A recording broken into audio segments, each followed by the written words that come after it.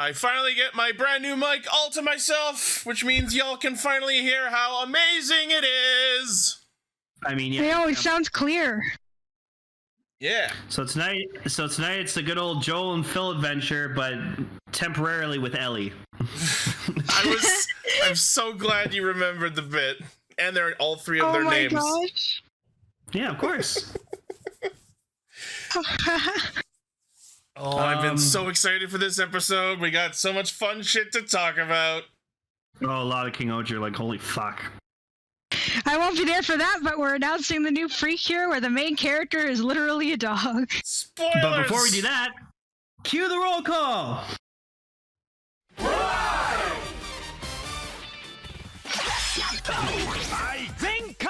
Connect. Loading. Broadcast. Perfect! Show running super savant. Level up! Bluecaster, super Ichi. Loudon Online, Greycaster, Robolane. A spark of courage, the power of dreams. Orange Caster, Global Soft Perka. Casting, criticism, comedy, chaos. Radio Sentai Castranger. On air. Welcome, one and all, to Radio Sentai Castranger, episode 468. It's episode Togekiss. Oh my gosh, it's episode Togekiss! Jerry, you did it too quickly. Pokemon. I'm a big fan. Togekiss is great. I did raise a competitive Togekiss back in the gen it came out. So yeah, I played around with it. I think we should have gotten a Mega Togekiss. That would have been. I'm shocked we didn't. It should have been like a fighter jet or something. No, definitely not. Hold on, I'm checking. Well, you named your Togekiss Colgate? I love that. Well, yeah, it does look like Colgate toothpaste. You don't want to know what mine was named, but you probably do after I said that. Yeah, I do. It was named Oh, go ahead, Emily. It was named Energiesus. Energiesus? That's great. Energy! I have no idea. I have no idea why I named it that. My other one was named Rogelio, which came from a autocorrect where my phone autocorrected Togepeter Rogelio, I believe. What the fuck? Yeah. So yeah, Togekiss is absolutely toothpaste, correct? Also, I just found out recently because usually before we record, like I talk with the cast fans for a little bit before we start. Which you too can be part of if you join our Discord server. And I found out a bunch of them are autistic like me, so that made my entire week. So thank you. I think you mean autistic. That's right. So remember, to all our autistic listeners out there, you're amazing. It's a gift and a curse we have, but just keep being you and embrace the things you love. So yeah, let us know in the comments if you are one of us as well. Also, I'm super addicted to Chemi cards now. Help me. Fuck you, Legend. I love you so much. But now I've been buying cards because they're so addictive. Fun. Here, all right. You go. I'll post a picture quickly. Keep well, talking. if you happen to be tuning into us for the first time, thank you for checking us out. We are a tube of toothpaste who get together every week to talk about we are several teeth that get brushed every day. Several tubes of toothpaste that get together every week to talk about Kamen Rider, Super Sentai, and a third thing. Now that we are caught up... What flavored toothpaste are we? What flavor are you... post your guests in the post your ideas in the chat. Look at this pile of cards I have. I have 9 blanks. I have 9 blank cards. Jesus Christ! How many fucking boxes did you buy? 2. Only 2? Yeah, and I'll probably buy 1. Only 2. I know you will. I know you will. At least I have mine in a binder. I have all my rider cards in a binder. Get another binder. No. Have a rider binder and a Chemi binder. Gar's salt, no! Even though that sounds good. Emily is bubblegum flavor. Ichi is the blue mint flavor. Lane is the weird rainbow color that's still mint, and Gar is salt cause salt. I mean, I use extra sensitive toothpaste because I have sensitive teeth. So The funny thing is that I actually greatly dislike bubblegum flavored anything. I had bubblegum flavored G Fuel for a bit. That was delicious. Oh God, no! Why would you do that? Because it's so good. Let us know what flavor toothpaste you are in the comments or in the Discord exactly. Chat. Flavor. Okay, sorry about that random tangent there. Sevens would be 7 different flavors all in the rainbow flavor. Yeah, there you go. Yeah, 7s would be the rainbow flavor. Yeah. All exactly. Right. Yeah, so our topics for this week are Kamen Rider Gotchard, episode 17, Kingohger, episode 43, and in an amazing coincidence for a reason I'll get into when we get to the movie, the Kingohger Adventure Heaven movie. Man, I can't. I was really excited to do this, and it's just no. I know you're tired. It's okay. Hopefully you'll at least listen to the episode. No, I'll definitely listen to the episode. All right, very cool. But before we get to that, as usual, we have some news to talk about. Precure news mode. Emily, take the helm and tell us what we're looking at. Okay, this is the new series of Precure for 2024, and it is called Wonderful Precure, as we previously said. That sounds pretentious, I'm sorry. But now we have actual plot information, and our guesses were in fact correct. It is the story of 2 duos of pet and owner who become Precure together. Wait. Hold on. So... two pets and then their owners are a team of Precures. Yes. That's incredible. So the I love that. So the dog and the cat have no human civilian form. They go from animal to human cure. Actually, unfortunately, no, Komugi does have a human form. Oh. I hope that she's a dog most of the time, though, because I think that would make the most sense, but she does have a human form. I read no news on if the cat has a human form yet. I just want to say real quick with regards to this poster and the quality of the image and the aesthetic of the way everything is drawn is like so fucking crisp and clear, and it just leapt right out at me as I opened this tab. Like I just love the quality of this image. You know what I mean? Yeah, the designs for this one are people are posting the images before I can. I saved them all to do that, but. Is that her hair? It's so long. Holy shit. Yeah, that's her hair. Yeah, it's Lucamine's hair from Pokemon fucking Sun and Moon. It kind of does. No, for real. Yeah. So basically we have the plot summary, we have some of the character descriptions. We have all that stuff now. That one's my favorite. The white and blue one, that's the cat. That is Kira Nyami. We currently have no actual information on her aside from her appearance. I love the crown on her cure form as well. Yep.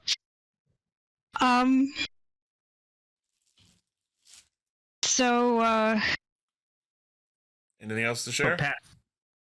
Yeah, there's a absolute crap ton of stuff, actually. Okay, I'm just looking for the plot summary. Because I lost it because I got confused because everything was going on. I apologize. All good.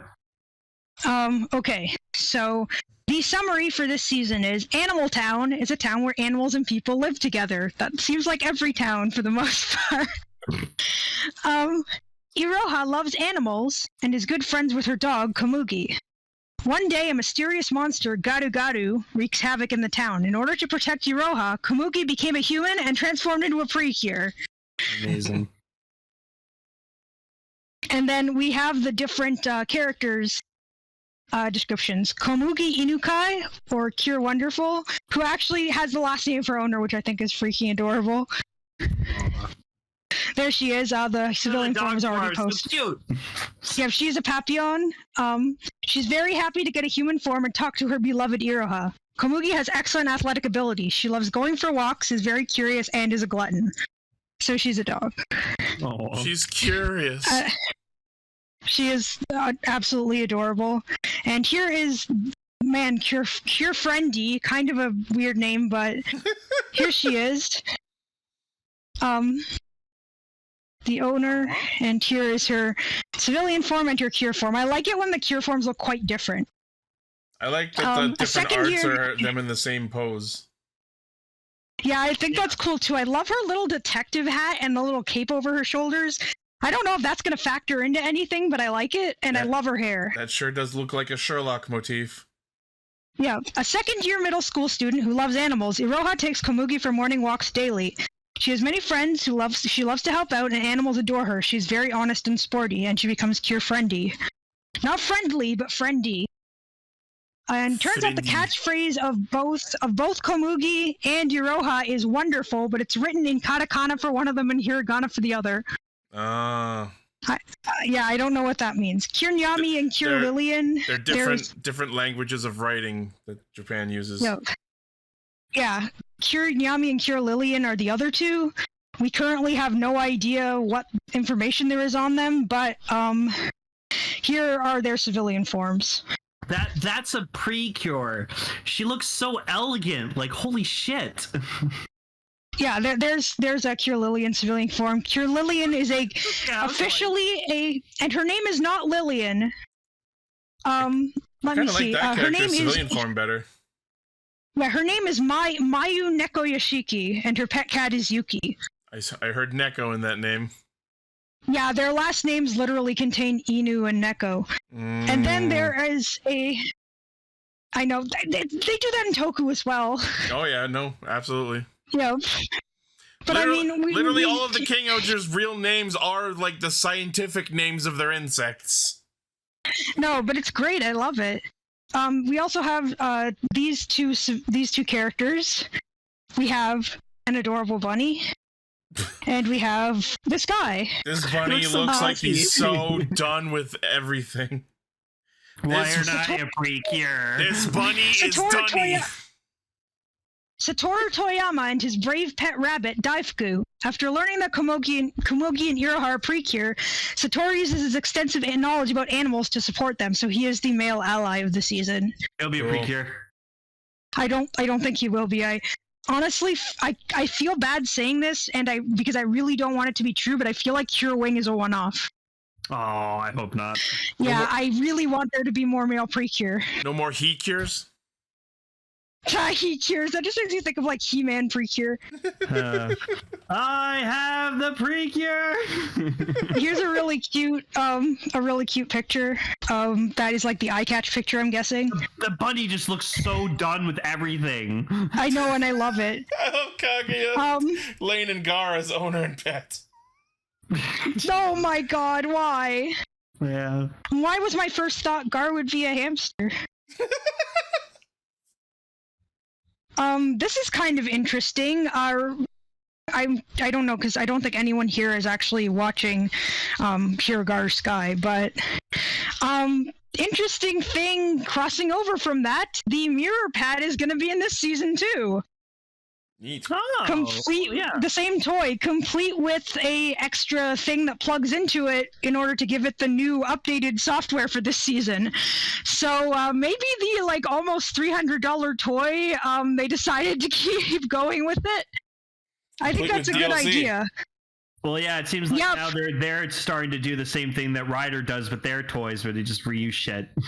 I mean, remember when they put out that one version of the Sword Driver that had an SD card slot and you would update the sounds on it?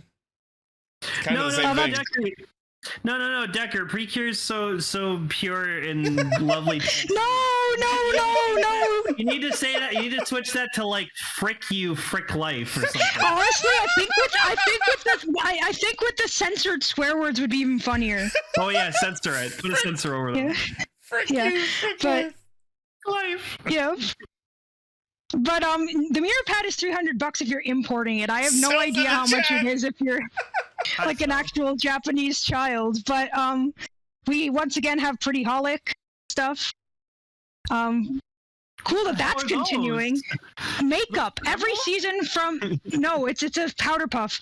Every season from Tropical Rouge onward has had Pretty Holic makeup tie-ins, so they're continuing that still. I saw the small thumbnails of those 4 like can-shaped things, and for less than half a second, my brain went Precure Pringles. Pringcure, I'd love it. Pringles. Pringles. I mean, Pringles are pretty popular in Japan, so... And we have a little bit of news on these creatures, but we don't exactly know what they are. These are the actual fairies for the season. I love the censored one. They are like shaker cups. I was going to mention, in that poster, there's across the top is a bunch of different animal fairies. Yeah. Yeah, these guys are called the Kirarine. The Kirarine animals, and there are a lot of them. I'm just going to go to the poster because I forget how many there are, but I know that there's a blue hamster with a lightning bolt as its symbol. The animals are the gimmicks. Collect them all. Yeah, I don't know what they do, and I know that says those are houses, but those totally look like Starbucks cups. Please don't drink the animals. Oh my god, I forgot that was a thing. Recipes. That's right. And there's the I like the recipe. The cooking. You mean the fighting foodons? Okay, so it's a swan, a fox. About that on Castranger. Yeah, I know. It's a swan, a fox. They each have their own symbol. It's a swan with a star, a fox with a moon, a hamster with a light.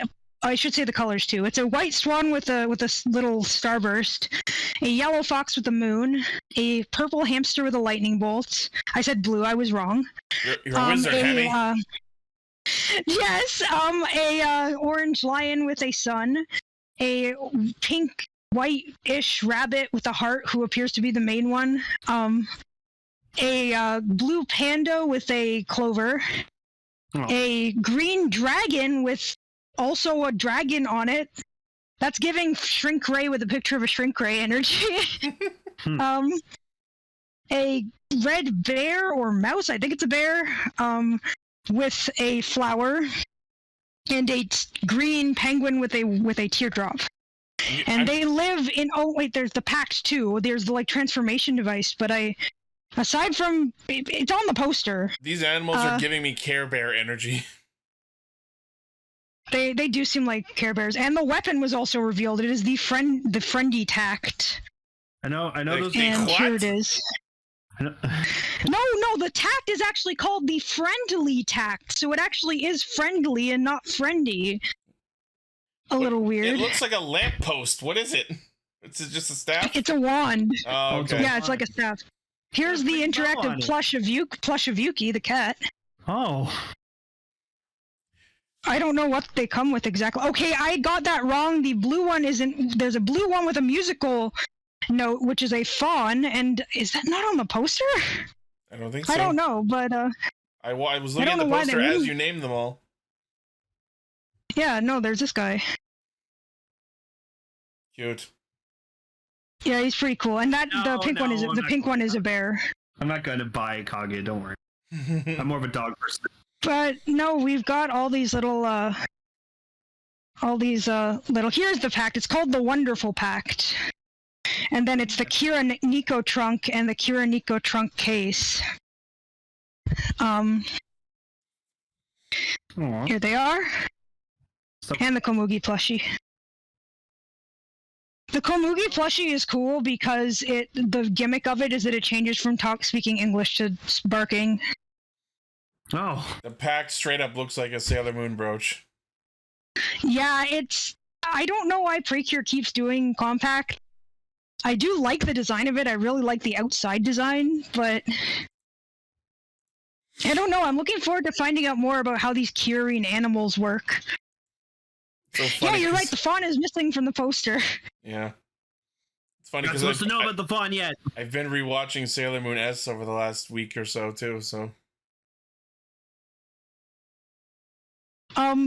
Sevens, that's a very good question. I have no idea. I feel like it'll be kind of like Fua Zodiac forms, and they might be kind of not even much of a thing in the show. Stop doing that to Daifuku. No, Decker, you forgot to put the emo makeup under his eyes. Crawling in my skin, crawling in my fur. These cures, they will not heal. Which is weird, considering cure and heal are synonyms. Yeah, I know. Oh my god, I'm sorry. I got way off. You Lincoln won. Mom said it's my turn with the Precure. And are we just gonna meme on this poor rabbit the whole day? Well, I was about to say it'd be Far funny apart. if this bunny spread his goth attitude to the dog, and then he can call himself Lincoln Bark. Oh my god, are you kidding me?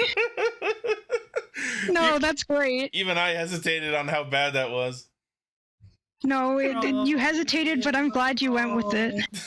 Those crawls. Yeah, Crawling in My Crawl is always what I think when I hear that song too. I'm not gonna lie. I just remember the one time that someone made the entirety of Linkin Park's first album, but just with Gundam style. It surprisingly What the worked fuck? very well. Yeah, it was really weird, but it worked super well.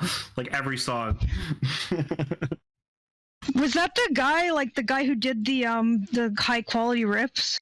Maybe, but anyways, it was really funny. Yeah. In the end, the puns don't even matter. Wow. I don't know. So that's what we know about Freak here so far. It looks. It's starting pretty soon because there are only 3 episodes left of Hirogaru Sky.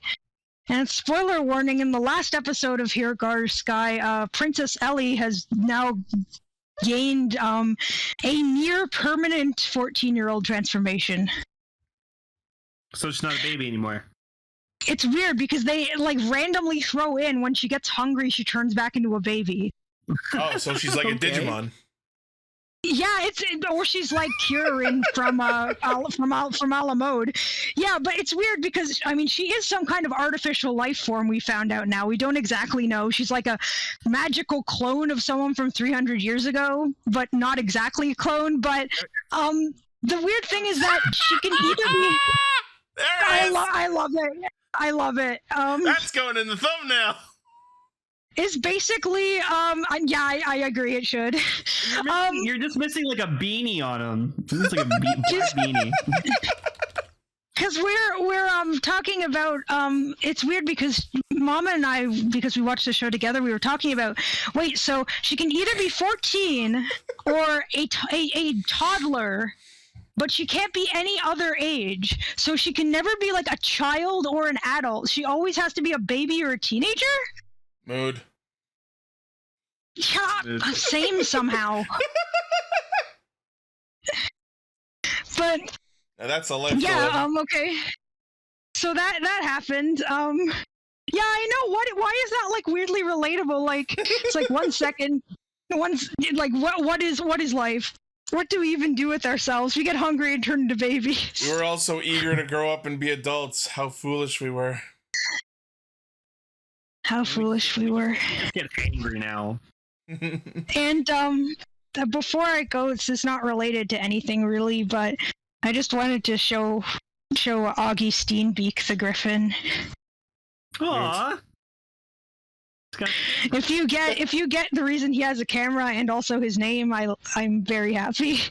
I don't, but I was just gonna say the tiny camera's cute. Yeah, the tiny camera I got specifically for him for the name pun. But Mom got me the plushie for New Year's even after I told her I didn't need anything. Is his name Cameron? I guess that's what moms do. She No, his said name that is already. Augie Cute Palaceman. No, his name is Augie Steenbeek, which is a parody of Augie Steenbeck, the main character from Asteroid City. Oh yeah, I wouldn't have got that. I get that. That's funny. His name was Gus Griffin, and I just thought his sad eyes and his little face sort of looked like him. Oh. Yeah, that's him. So I had to get him a camera too. Jason Schwartzman, man, he's such a good actor. That's He fucking is. what's his face from Scott Pilgrim. That's Killer. Yeah, he for literal years, I only knew him as the guy who channeled Gideon Graves. Or Gideon. That's But I didn't realize that he was like a prolific actor before that in a bunch of Wes Anderson movies. I had no idea. Also, again, before I go, that reminds me of a story I probably should have told on here, like a long time ago, which is a story that you guys can laugh at me about as much as you want. That's why I'm sharing it, because it's incredibly cringe. But me and my best friend Nick, back in the 2010s. Would talk about Scott Pilgrim a lot because it was like a big deal. I still love it. That hasn't changed. He also still loves it, I think. Mhm. But we still haven't seen the anime. But basically, I I told him I admit that I'm like I think Gideon Graves is like pretty handsome. Like I really like him. And then he turned to me and he said, "Are you a hipster sexual?" And I've never been able to get that out of my head ever since. And I'm just like, is he even a hipster? What is a hipster? And I'm pretty sure I'm not sexual in any way, so I have no idea. I don't know if I describe Gideon Graves as a hipster. No. Yeah, I don't know. I mean, that was more my question, and then after that, I was, wait, is he a hipster? And then I was like, wait, sexual? I'd say Matthew Patel's more of a hipster. No, I wouldn't call him a hipster. He's a theater nerd. Gideon Graves is a CEO of his own fucking company. I wouldn't describe either as a hipster, honestly. A hipster romantic? I don't know. Hipster romantic sounds like the name of like a band or something. Yeah. I don't know. So basically, he's Kuroto. Dan, are you freaking kidding me? He kind of is. He's the evil CEO of a company. You just broke me entirely. Someone slap a gamer driver on part of my brain just... Part of my brain... Honestly, Kamen Rider G-Man could absolutely be a thing. Just with a shot of the Scott Pilgrim game? Exactly! Oh my god, no! What have I done? Yeah, okay, hang on. No, but like I'm this. I'm saying this just so you guys can laugh at me and be like, "You're dumb, Emily." But we're all dumb. It's why we're here. At one point, I was at Fan Expo. Remember that one year where they had it all in the other building for some reason? Yeah. I don't remember what year that was, but there was a guy cosplaying Gideon, and I'm pretty sure that I was like completely red in the face trying to avoid him the entire time. Fun.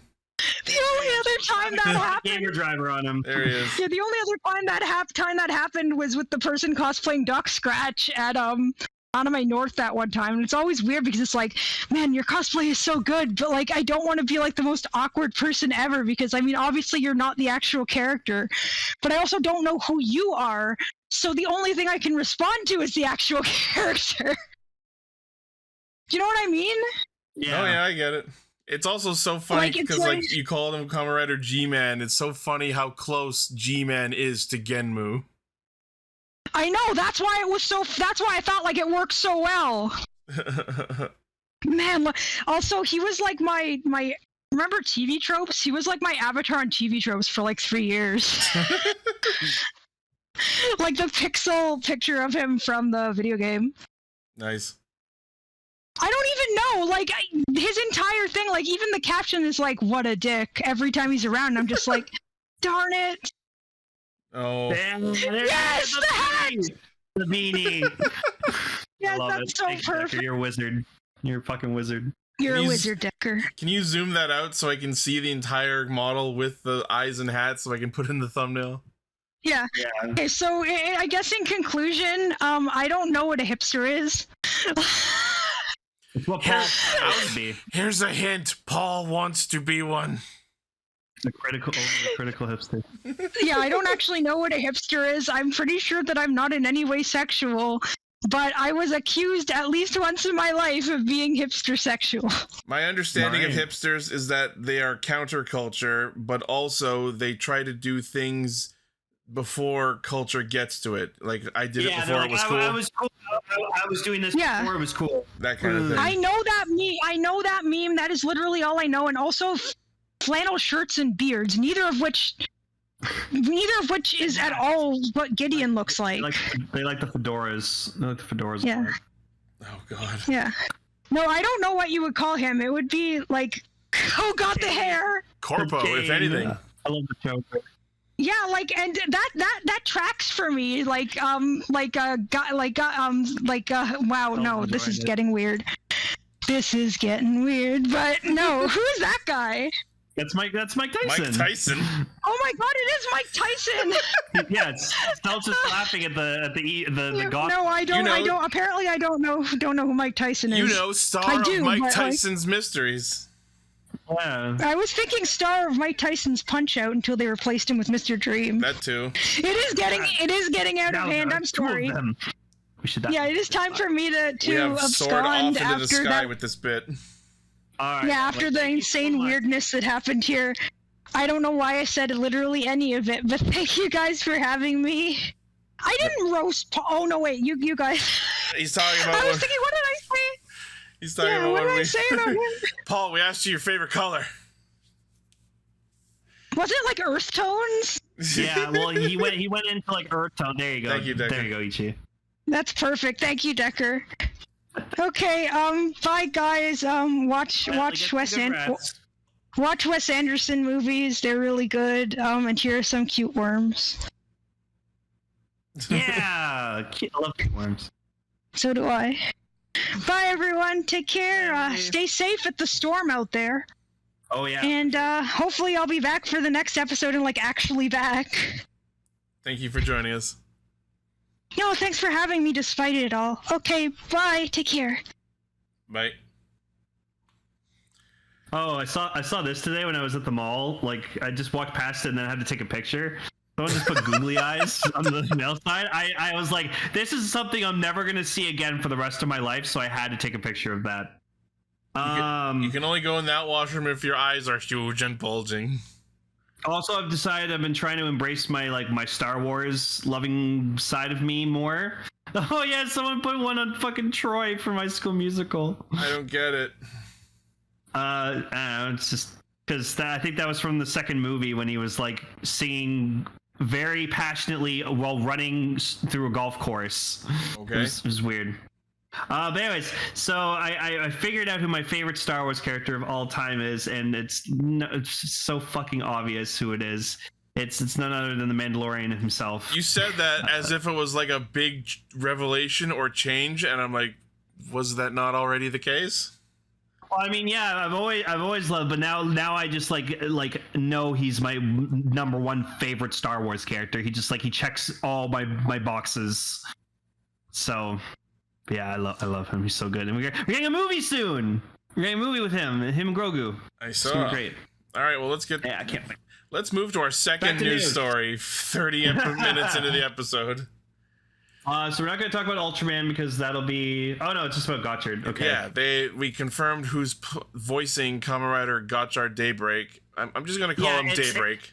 I hate that name. So it's Daigo from the Ultraman Saga movie. So he was the main character of the Ultraman Saga movie, where he it's funny, he gets like possessed by Ultraman Zero. Zero's like, okay, you're gonna like help me like heal up and transform into me, and he literally goes, no, fuck you, I hate Ultramen.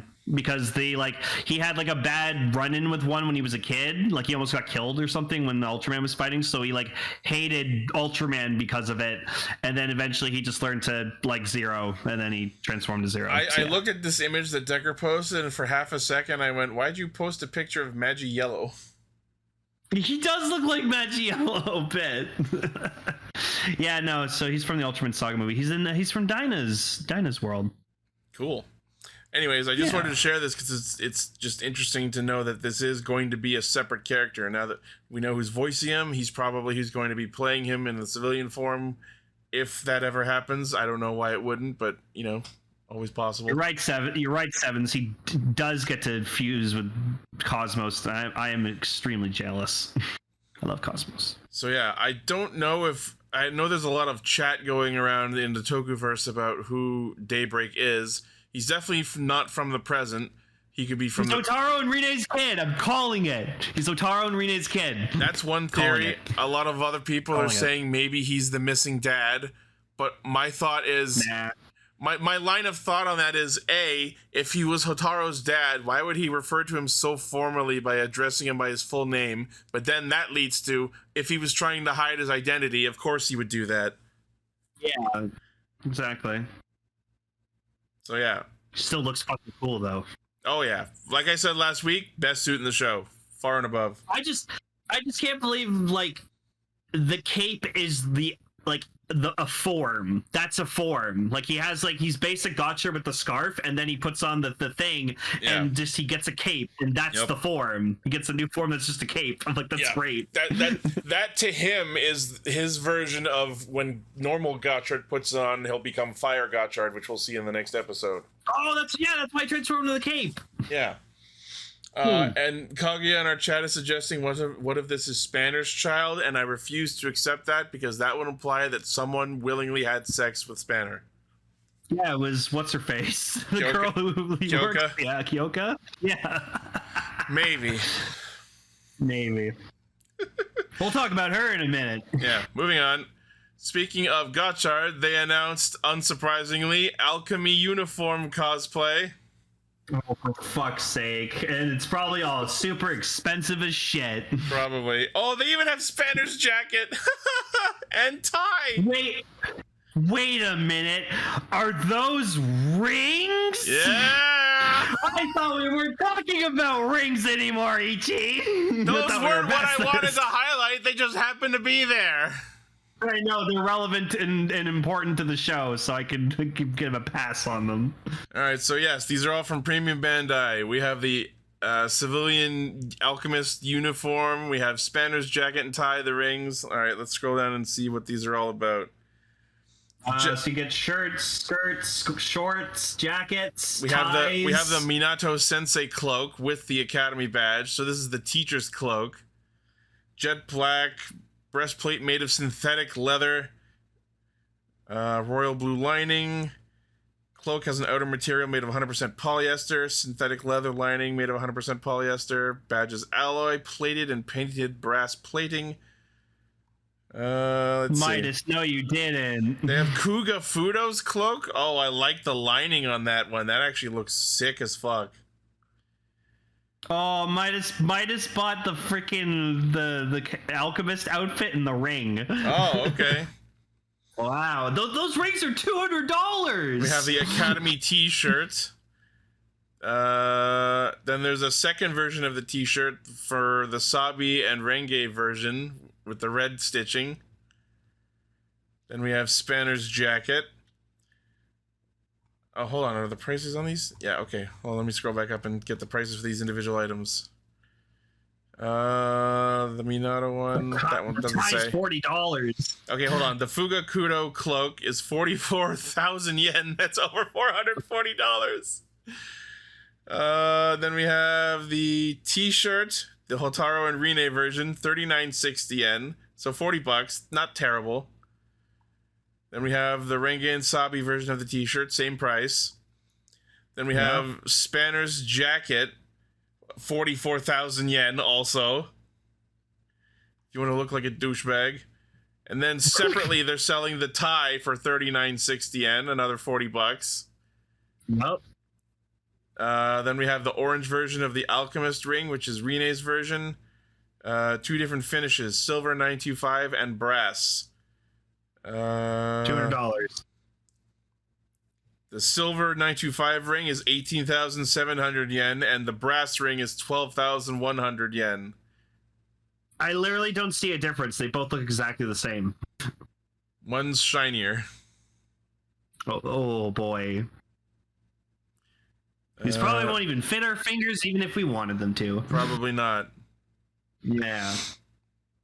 Yeah. I mean, I got skinny fingers, so. You have fingers like a small Japanese child. Yeah, I have wrists like a small Japanese child. I do. Almost every wrist changer I can wear perfectly fine. I mean, yeah, I can wear wrist changers too. They're all pretty generous with those. Anyway, Ichi can vouch for me. I once was able to wear a double driver unmodded. Yep. Was that skinny? Cell has the heart of a small Japanese child. Does that mean we just have to fuse ourselves together and we'll become one Japanese child? That's not good, Cell. You might get arrested for that. As long as you're keeping it in your freezer. Yeah. All right, next. Kamen Rider Double's Futo PI manga is supposedly entering its final stage. Can we get a season 2, please, of the anime? Please. I want a season 2. I want to see the Fang forms. Fang Metal and Fang Trigger. Fang Metal's gonna be sick. So the magazine's next issue, January 15th release, is where the final chapter will be starting. I don't know if it's like the final one, but it's where the last arc of the story is starting, I guess. Mm. Yeah, so that's happening soon, and hopefully we'll see some more anime news. Yeah. I did see a while, I think it was a couple weeks ago, so there was the stage play version of Futopia, and they released the theme song of the stage play. It's not great. Oh. It doesn't slap like that in the anime one. No.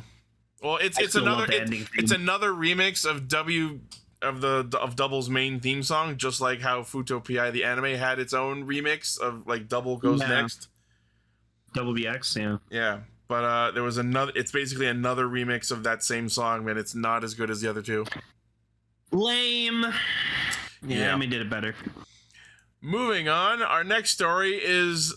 I'm baffled. The only explanation I can come up for this is because it's the year of the dragon.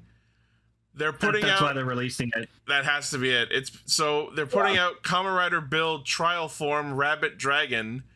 The second time they're releasing this figure art of a form that was only on screen for a few seconds and didn't have an actual physical suit. It was all just CGI. Yeah, it was terrible CGI. But I will say, this figure art is gorgeous. Oh yeah, it even says in this image here, Rabbit Dragon New Year Edition. So, yeah, because last year was Year of the Rabbit, and this year's Year of the Dragon. Oh, so. That's hilarious. I didn't know last year was... Oh, you know what? I did know it was last year was the Year of the Rabbit because Grand Blue Fantasy has yearly Zodiac characters, and their last year one was a rabbit, and the new one is a dragon. I was born the year of the Snicker Snurk. I actually was a Year of the Dragon. Oh, there you go. So this is your year, Ichi, 2024. Yeah, maybe this will be the year I finally write my fucking novel. the eighth one. Yeah, eighth. I don't know. Bro, I gotta show you my folder full of everything I've written. Christ. But yeah, no, this it's gorgeous. Yeah. So let's see. An updated version of the figure they previously released with some minor updates. Now it comes with Steam effect parts and a special pedestal that commemorates the change of year. Aww. Oh, that's pretty cool.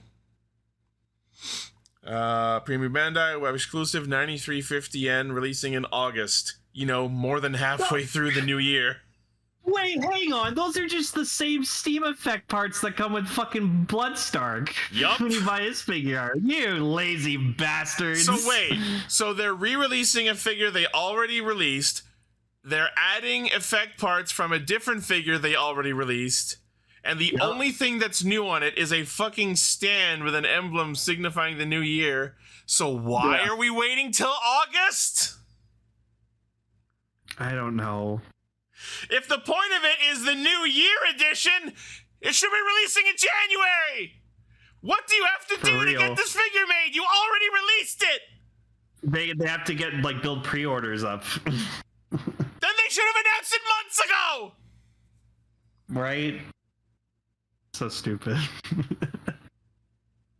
You know what I rewatched recently? Fine, that was so February. funny. I would accept February, but not August. That's fucking crazy.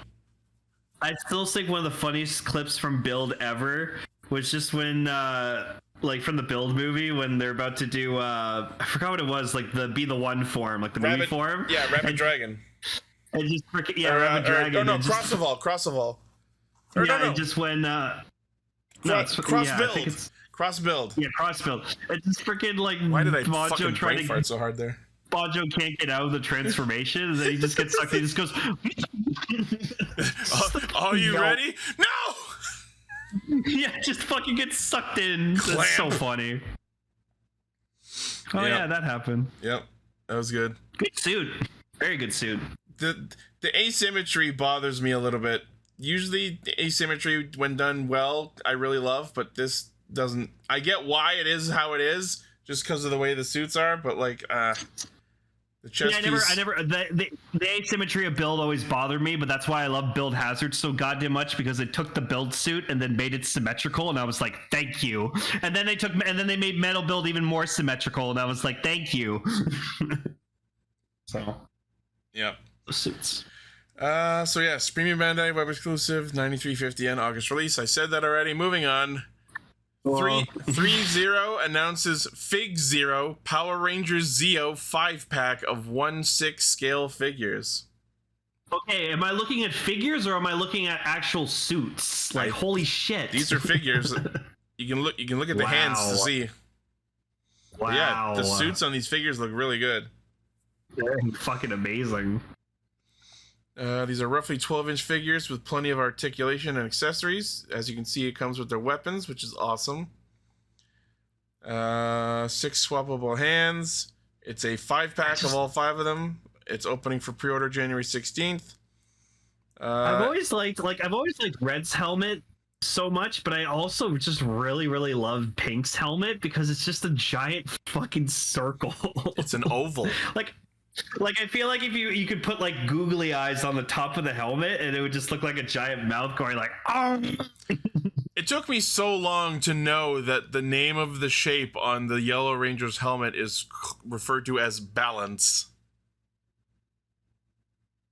Yeah, I just was like, oh, it's the 2-lined Yellow Ranger. It's the equal There's a sign. Rectangle, triangle, and star. Yeah.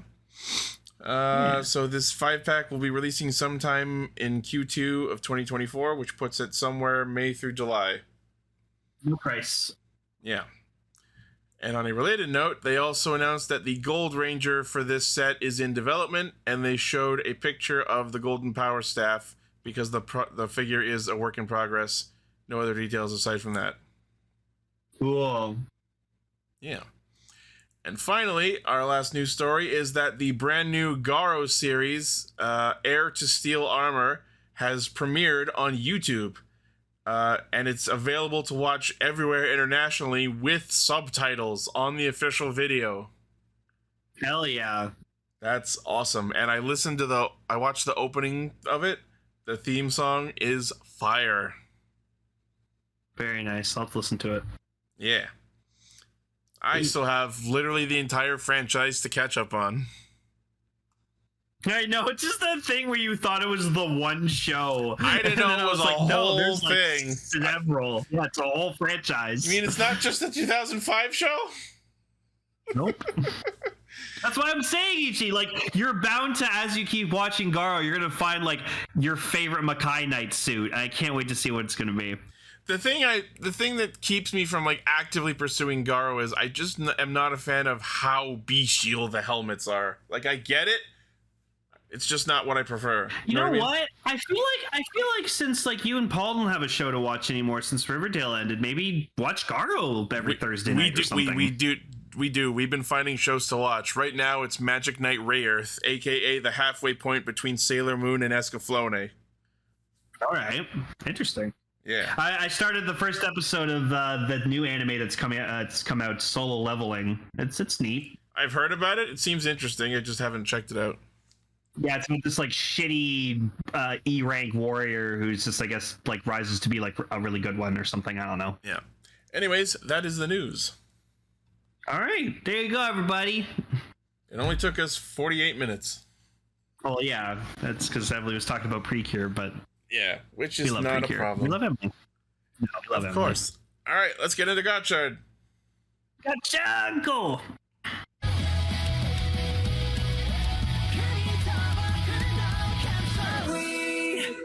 So anyway, the movie happened between last week and this week. Yeah, Sexual won't know that for quite some time. Yeah, we won't get to see it for a couple months. Okay, so let's talk about the elephant in the room, the meat and potatoes, which I think is just like kind of out of nowhere, but also makes sense, but also is really badass. Fucking Minato being Dredd.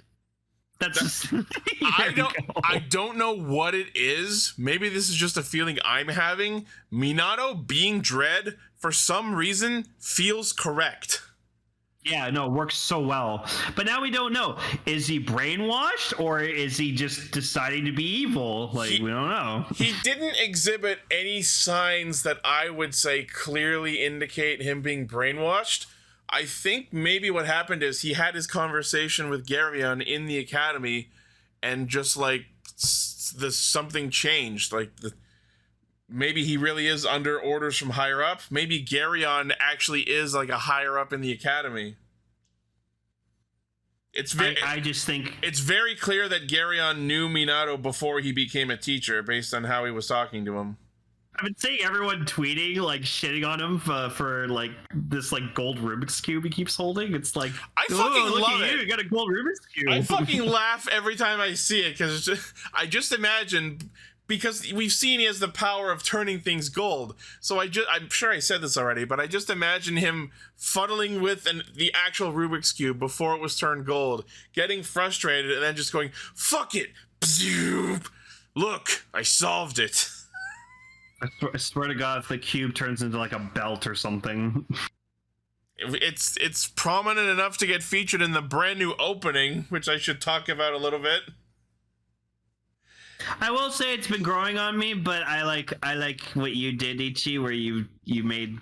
Well, the new opening. Let me tell the story from start to finish. So I watched the brand new version of the Gotchard opening, which is the remix featuring both Back On and Flow. And don't get me wrong, I love Flow, but that new version of the Gotchard opening is not good. The song per se. Okay. The visuals I'm fine with, aside from the fact that they literally spoiled Majade and Kamen Rider Valvarad for some fucking reason. Sure. But I'm not a fan of the way the song sounds, and the way they sing the second verse of the song is also not as good. So Lane messages me Sunday morning last weekend, and he's like, Ichi, you should re-edit the old song onto the opening. And I'm like, okay. So I threw that together in like 15 minutes and put it up on YouTube.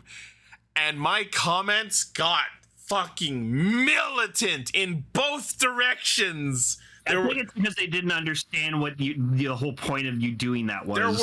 There was at least one or two people whose comments made it sound like they didn't actually understand what I did. But there was a sizable amount of people. Like, my channel jumped from 400 subs to 800 in the last week or two because of both this and my Kingohger Stock Henshin video. Both videos, as of yesterday, or this morning, by the way, got formally copyright struck by Toei, so I guess that's once again the end of me doing anything fun and creative with my little tokusatsu edit videos. Well, like, don't take it too like seriously, Ichi, because like in the end, it's just Toei protecting their assets. From their point of view, they're like, huh, this guy stole our property and used it for his own personal reasons. Yeah, that's not cool. It falls under fair use because I'm making commentary, criticism about it. I don't know. They just probably don't see it. I submitted my counterclaim about the Gotchard video, and YouTube literally responded to me going, we don't understand what you're saying. We don't understand your weeb shit, so we're not going to turn off the copyright strike. So fuck off. So yeah, I tried this on Castranger and we got struck. I tried it on my personal channel and I thought I was fine, but now I have 2 strikes on my personal channel. So if I do anything else, my personal channel gets deleted. So that's it for me. Yeah, well, you know what? Don't let it stop you from making stuff and posting it on the Discord for us to enjoy. Yeah, maybe I could just post it on Patreon. Yeah, there you go. Anyway, the new opening, I don't like the song, and the visuals spoil Kamen Rider Valvarad, so... And little Karibo noticed that they delayed the word of Hotaru saying Henshin for a fraction of a second to go with the song. That was apparently a change made between episodes 2 and 3 that he noticed, and I absolutely did not. I don't know how you noticed such a minuscule difference. Hey man, people can notice shit. Like, I notice shit all the time. Yeah, anyway, so Garyon pulls out this homunculus from this dark portal, and I'm guessing this is how we're getting our Malgams going forward. This is the thing that apologies that I'm talking about Sailor Moon again, but this was the thing I really loved in Sailor Moon, where every time they would change up the villain like the general who was the one sending out the monsters of the week, the method by which they would spawn their monsters of the week would change. And Geryon does this because instead of having a Kemi overtake a random citizen, now he's just pulling homunculi out of his dark portal of whatever the fuck, dropping them in some soup, and then spraying the fucking Kemi energy on them, and that spawns the new Malgams. And I like the subtle touch. Well, it's not subtle. What am I saying? The ones that he's spawning with this new method, their pajamas are gold. And I'm so glad also that we still have creative designs with the Malgam suits themselves. Anyone who saw the Nemine Moon Malgam saw that the human pajama part of the upper suit was like in a little like leaning to the side sleeping pose with its hands. I thought that was a really nice idea. I just don't like the terrifying mouth that's on the head. You mean fucking horror game, indie horror game Pac-Man? Yeah, for real. Like, oh, you know what I was also thinking? Like, I just want someone to like take that suit and Photoshop the Majora's Mask moon face onto it. Oh no! that'd be terrifying. I love that. Like the actual arms of the suit actor, the one arm is just like filled with stars, and the other arm is drool coming out of the mouth of the human. Oh, is that what that was? Yeah, because in that one part of the fight, he was like rubbing his hand on Gotchard's face, and it's like, drool, drool, drool. It's like, no! Yeah, I drool in my sleep, so I can relate. That's exactly what they're doing. Also, it sucks too, because now, like, I grow my beard out for the winter, so now, because I drool in my sleep, I get, like, drool in my beards in the morning, and I'm like, so yeah. Bad.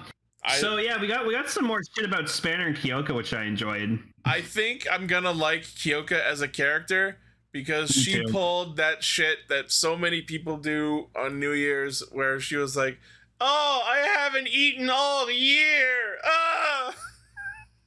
I like she like has some food, and then she goes over to Spanner. It's like, come on, open wide. He's like, are you fucking done, bitch?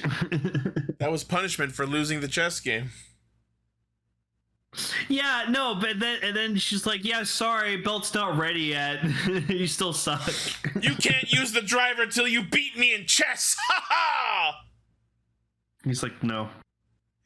And I kind of love where it's like, what, you want me to like emotionally open up my heart to the Kemis? And she goes, fuck no! No, you just use the most powerful ones. I kind of love that circumvention of normal tokusatsu fare where it's like, yeah, you have to like use your emotions to power yourself up. It's like, no, let the protagonist do that shit. I was really hoping, because like last week's episode, like we had that moment where Hotaru was just like, no, he wants to attack me, because I'm the Kamen Rider. And I was just always thinking, like, I will really hope that Spanner just like thinks back to that, like just at some traumatized point. And then he does, like, he flashbacks to him going, I'm a Kamen Rider, and Spanner's like, motherfucker. I'll show him who's a Kamen Rider.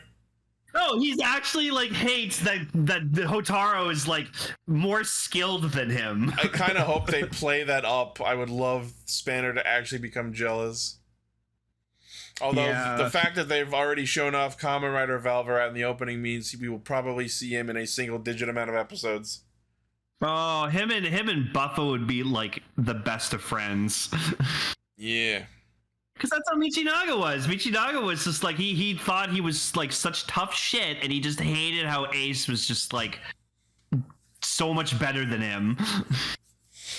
So we get to see Daybreak again, and we see some interesting bits of how his power set works. So we see him take off the Gotchard igniter from his driver, and like the cape vanishes, and then he's still this like fire version of Steam Hopper.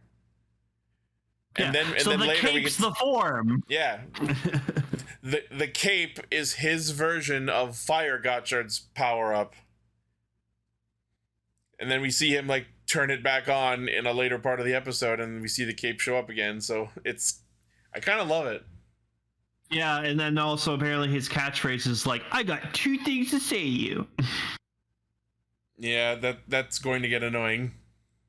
I like it. It's kind of like how it's funny too because he's voiced by one of the hosts of Ultraman Zero, and it kind of reminds me of Ultraman Zero's catchphrase where he's always like, "You're 20,000 years too early to beat me." Well, that's a variation on something that's pretty common in like anime and Japanese literature, where like, you're 100 years too early to beat me. Well, yeah, Ultraman Zero is just like the Ultraman version of an anime protag, like a shonen anime protag. Yeah, like him and Taiga.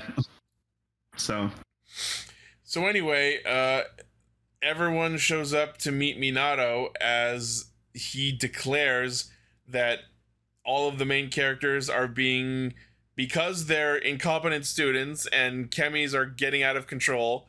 He's expelling them, erasing their memories, closing the academy, and handing over the chemi catching operations to the fucking Abyss sisters who show up wearing uniforms.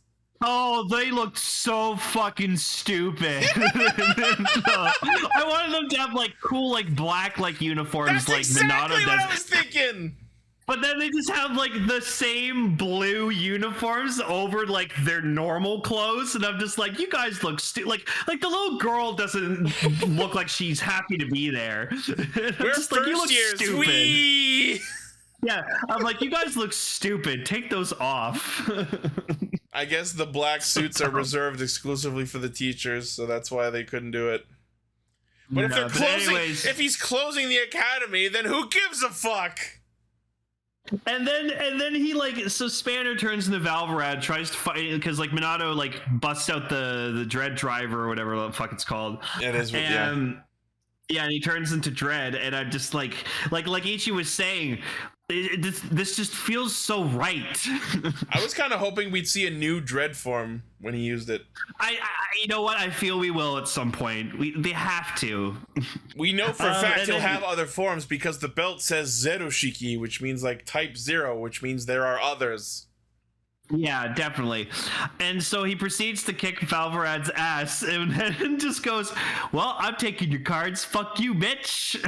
Yep, he steals Mad Wheel, Gekyocopter, and Gut Shovel, which means he can't henshin into Valvarad anymore. Yeah, so now that's going to be motivation for Kyoka to like work on the driver so that he can become Kamen Rider Valvarad. Yep, so this is probably the last we'll see of Valvarad, except for maybe like a post-series special or movie. Mr. Dirty Pants. Yep. And then so Sabi hands Sasuke Maru to Spanner and they use it to ninja poof away.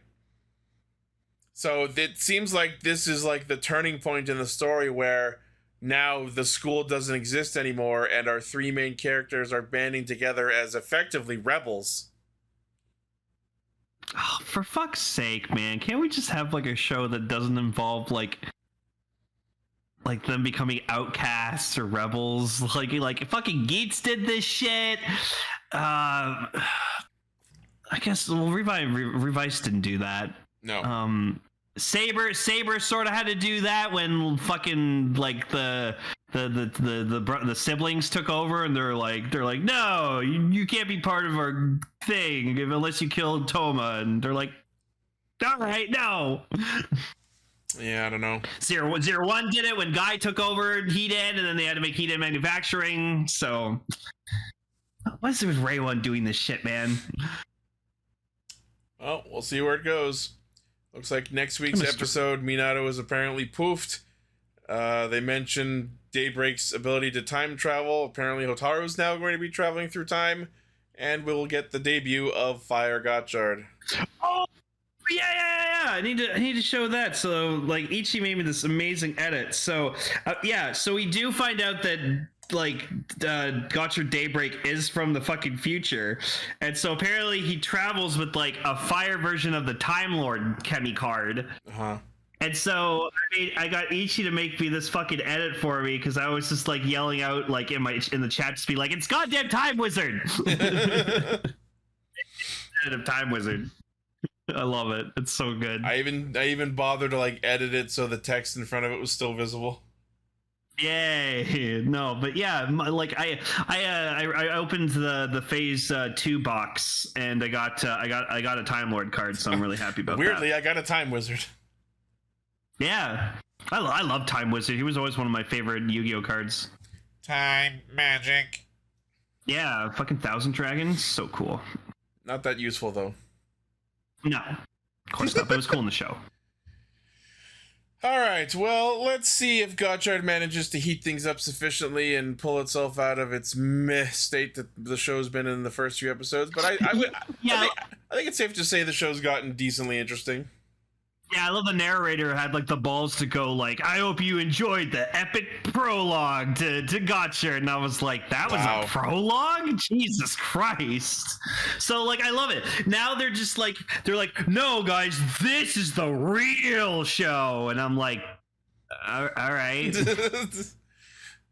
You thought that those first few episodes were the real show? Just kidding. So wait, if we want to like do a rewatch of Gotchard, do we just have to start from episode 17? No. Just onwards? No. All those, I'm sure there's a few of those Kemi of the Week episodes that could be skipped without missing much. Yeah. Remember the wrestler episode? Me neither. I mean, that was a really good one. What are you talking about? Yeah, except it ended up being narratively insignificant, and he never used Ant Wrestler again. But it was wholesome. Yeah, I know. And then he had like Venom Mariner, which was such a fucking good form, and then they destroyed it for another form, and I was like, fuck you. All right. Well, I think we're done with Gotchard. Let's get to what I'm excited for. Oh, Guy Busou.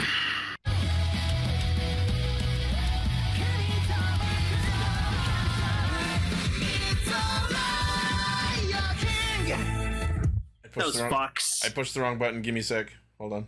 Okay.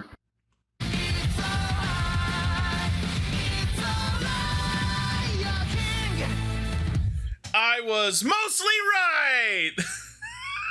Okay, first off, I am very upset. Oh yeah? I wanted Baby Rita. I wanted Baby Rita so badly, but no, she was too busy fucking going through Raculis's trial. And it's like, come on, he literally proved that he's not a fucking piece of shit bad guy, and yet you're still fucking putting him on trial. Like, come on, Rita, grow a fucking conscience. He had to tell the rest of the story. Kagaraki didn't know all the stuff that he said in this episode when Kagaraki told him the secret in the last episode. There was more to the story.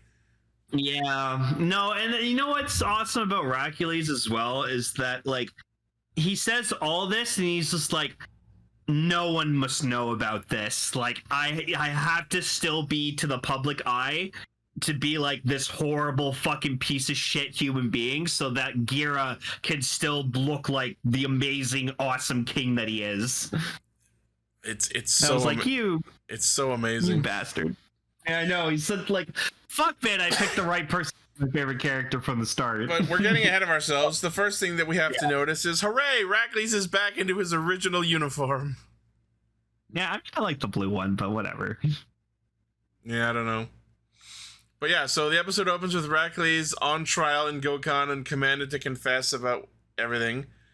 So we start learning more and more of the history of Shugoddom, and apparently Racules was not the only one in the royal line of Shugoddom who was planning to strike back against Dredd eventually in some capacity.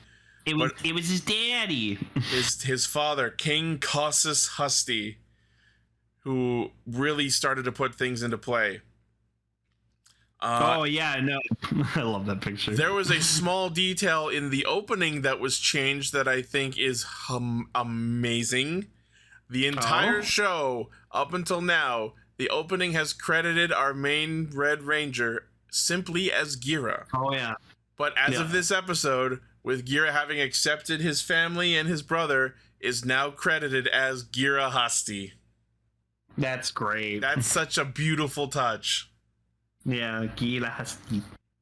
Which means if they ever do a fucking roll call again, he'll say his full name. In the finale, Ichi. They'll do in the finale. Yeah. So, I rewatched the Racules specials, and they mentioned that Kingohger Zero was something that they had waited decades for, which means that, yes, Kingohger Zero's construction began prior to Racules' rule. Okay. I just want because like you'll be able to answer this question like the absolute best.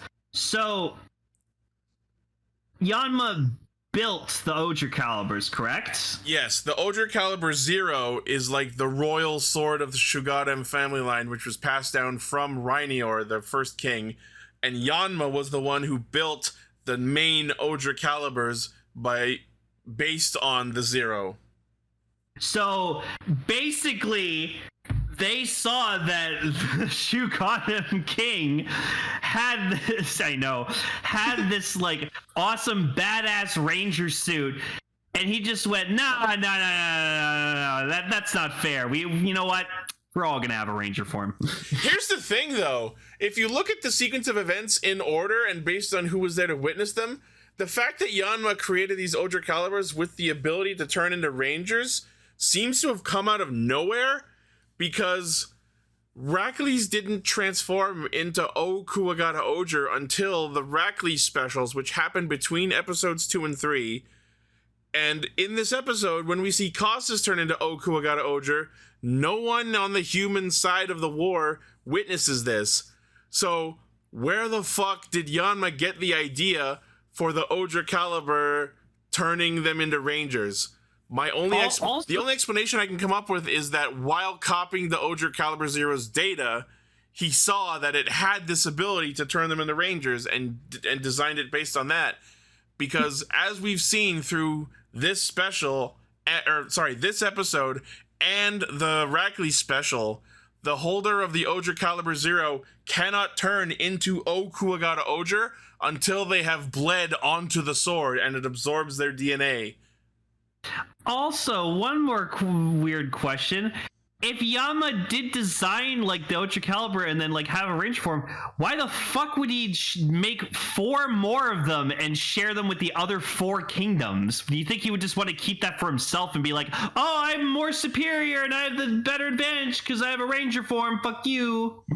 Maybe it was a case of Yanma mentioned that that Enko Sopa was hired to do things for Shugoddom.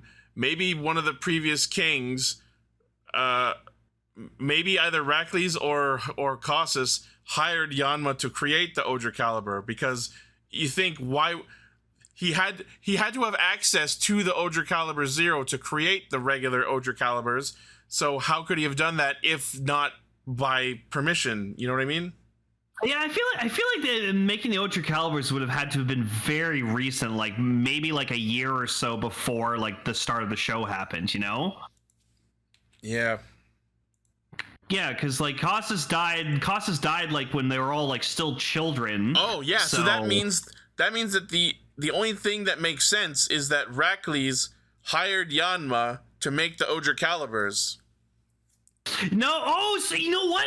Maybe that was part of his plan. Maybe he wanted to have the other kingdoms help in destroying Dagdead, so he probably gave Yanma the data to make the Ohsama caliber so they could have a way of defending themselves. It's very clear that his first plan was to amass power for himself, but maybe letting the Ohsama calibers be designed based on the 0 was like a plan B or something. Yeah, maybe his plan B was like, oh, I can maybe build a team with the other 4 rulers, but then, you know, Yanma actually, wait. Oh. People in the chat are pointing out something. Karas, before the Wrath of the Gods, 15 years ago, has an Ohsama caliber. How the fuck does that happen? Oh no, plot hole! Don't worry about it. No, but what I was just gonna say was maybe like Rackley's like backup plan was to get the other 4 rulers to like help him. Maybe. But so that's why he gathered that meeting up, and like, you know, 3 of them agreed, but then Yanma was no. That meeting was purely like he wanted the other countries to be vassal states to Shugoddom so that he would have the power of all of them, so that he could use all of their military might against Dagdead. Yeah, no, I agree with Decker. King Ohsama isn't perfect. Every show has like a plot hole. If this is the one plot hole in an otherwise seamless and amazing and well continuity story, I think we're still in the black. You know what I mean? Yeah. Sell in yeah, the chat posits a good theory. What if the swords themselves are heirlooms and Yanma was the one who added the transformation function? Oh, that may probably make sense. Yeah. I'll have to do some research on my end. But anyways, we got a lot more other shit to talk about. Mm-hmm. So we cut back to the jesters, and I love Grody being jealous of Dredd being dead. But this is the episode where we learn what Minongan's true purpose is. He mentions stuff about breaking the seal and distorting the logic of time, and that's the thinly veiled excuse for having a hijinks episode where adults turn old, others turn young, and the Kingohgers turn into kidogers. And the best thing is that Kaguragi reverts back to 10 years of age, but apparently that's what he looked like when he was 10. He was just this fucking Tofu kids are just built different, I guess. Well, it's because they're from the country that makes, like, the best food, so it would make sense that, like, they probably eat very well.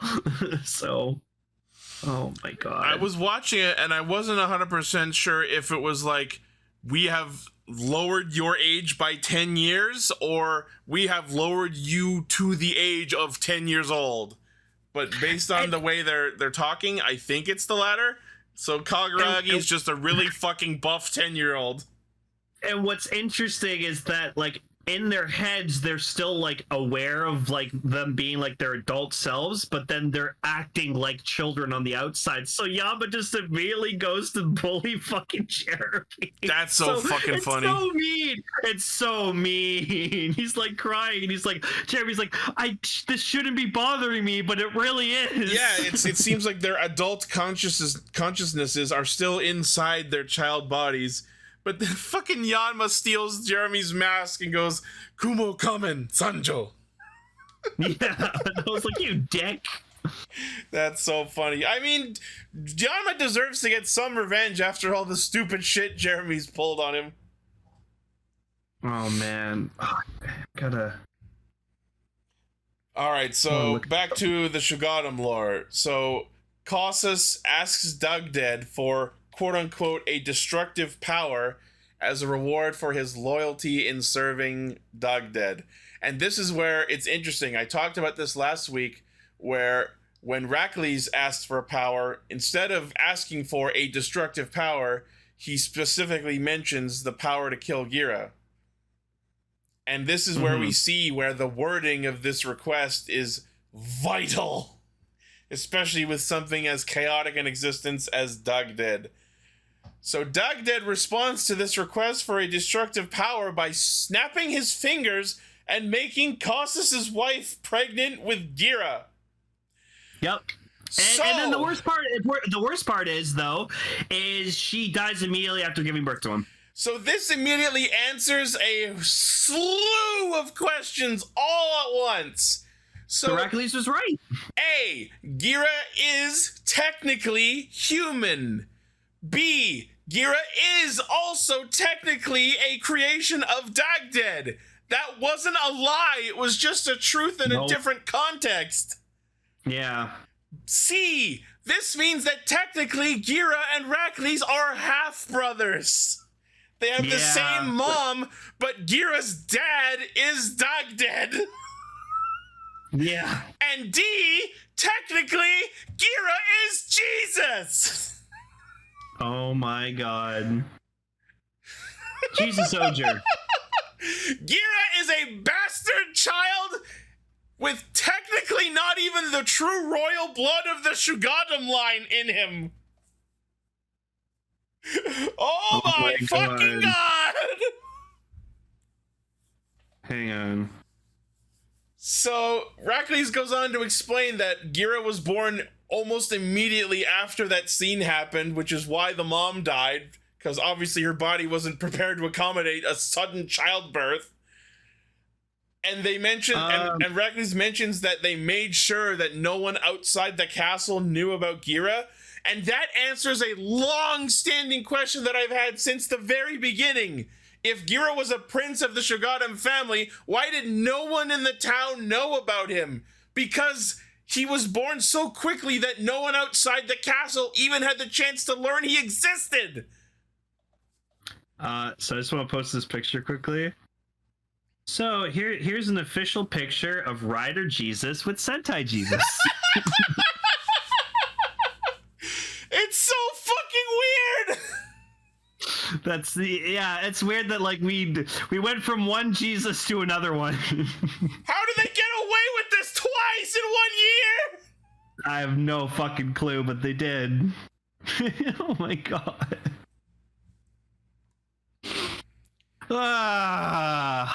Anyways, it's badass shit. I'm glad. I'm so happy that Kingohger just continues to like leave us with questions, but then they answered those questions. Yeah, just he can't keep getting away with this. He can't keep getting away with this. So as the Kingohgers are about to head out to fight Minongan, Yanma just casually drops the line that he's copied the immortal killing power from the Ohsama Caliber 0 into all of their swords. It's bullshit, but whatever. I feel like if this is so important to the plot of the next few episodes, the rest of the show, arguably, that I feel like we maybe should have dwelled on that and highlighted it a little bit more than one passing line of dialogue. I agree. But then again, it's just testament to how badass Yanma is. Like, yeah, no problem. I can copy the power to kill immortals from one sword to 5 other swords. No big deal. I did it in like 5 seconds. So I love that like the kid ogers. I just saying that out loud is funny. It's so funny how they got around the different heights by like when they were transforming, they like crouched down and then uncrouched after the transformation because the suit actors are clearly taller than the children's. Oh no, what? I thought they actually made like kid-sized suits. No. They are. Hang on. They're smaller than their full-size adult actor suits, but they're not as small as the civilian children actors. The suits are absolutely smaller than the adult suits, but they're not the same height as the kids playing them. Okay. So they I love when they all transform and just like I love like kid Jeremy just goes like, oh my shit. Like it's so cute. Kaguragi leading them like he's babysitting them. Yeah, he's like, okay guys, press the thing here and say no. That's so cool. That's why I thought he was that's why I thought he didn't age that much. So it would have fucking killed me if this was the episode where they gave us the stock engines. No, and you know what? They should have given them like little like the DX Ohsama calibers, like the little mini ones. That would have been so cute. It also would have been funny if they had like pitched up the henshin chime. You know what I mean? Yeah, but it's really sad to realize that like Jeremy reverted back to his 10-year-old self, and he still had like the mask on and everything. I'm like, poor kid, poor guy. Oh, he was locked with that for so long. Yeah. Aw, poor Jeremy. So we get another flashback as this all happens to Gira eating rainbow jururira that he is provided by Rackley's. Ichi. I mean, it was obvious, but like, way to fucking call it from day one. That is one more fucking swish in the Ichi was right basket because the rainbow jururira was in fact the Shugad soul of God Kumagata. Yep. I knew it.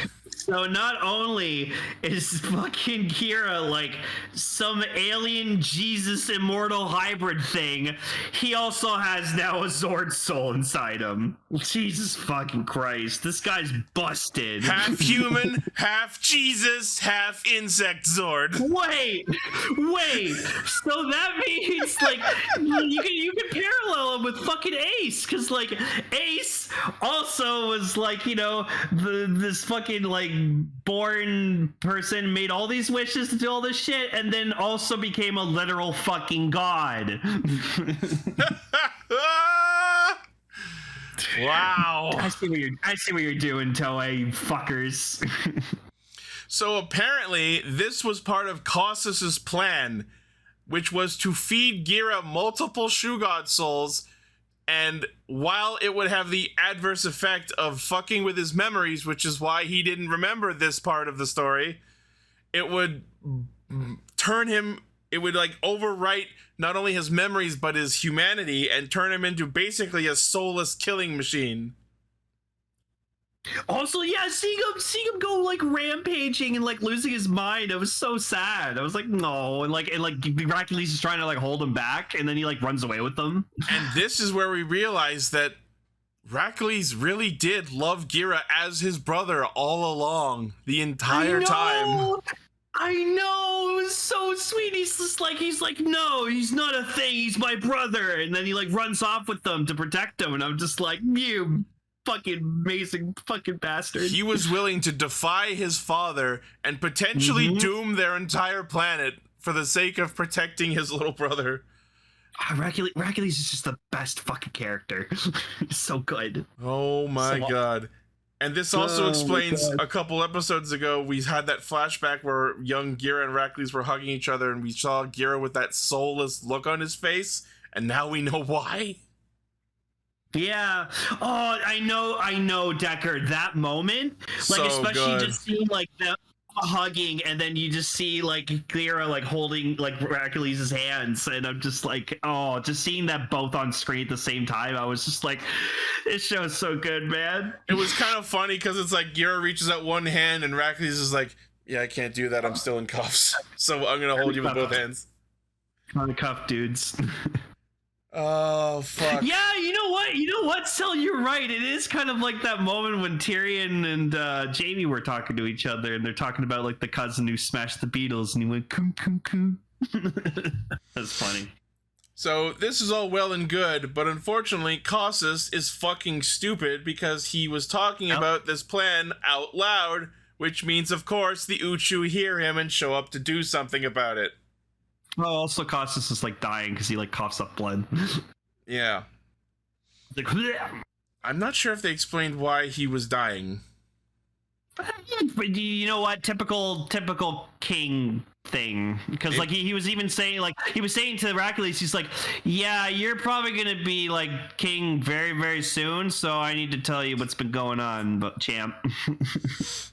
I just imagine fucking Doug did throwing Caustic off a cliff. Long live the king! So I love the attention to detail they make. So like as Ichi said, you can only turn into Kuwagata Ohsama if you like shed blood onto the sword. Yep. And so there's a quick shot where you hear it, but you don't actually see it. But you hear him cough out blood onto his hand, or and then he like coughs, he like touches the blade. You see the blood on the sword. Yeah, you see the blood on the sword, and so he's like, interesting, and then he transforms into it. But I love that clearly that's just the regular like suit actor because he gets so much skinnier. Well, he's just wearing a very big and breezy uniform, like his robe. So we don't see him fight, but we're pretty sure he's dead. He's dead. He's absolutely fucking dead. Yeah. Oh, look at the little kid version. So cute. And just Kaguragi's with no one because he played his younger self. Yep. No, they should have gotten his twin brother to fucking do it. Because remember, he's got a twin brother. I want his twin brother to show up in the show in some capacity. Whether it's like a Kage Bunshin scenario or like a secret actual relative. I would love it if Kaguragi's brother showed up in the show. I still think it should have been Suzume was just like no. He's like, oh yeah, it's not my sister, it's my twin brother. His name is Suzume. That would have been so funny. Like the female Suzume was a disguise all along. Mm-hmm. Wait, does that mean you fucked Hercules?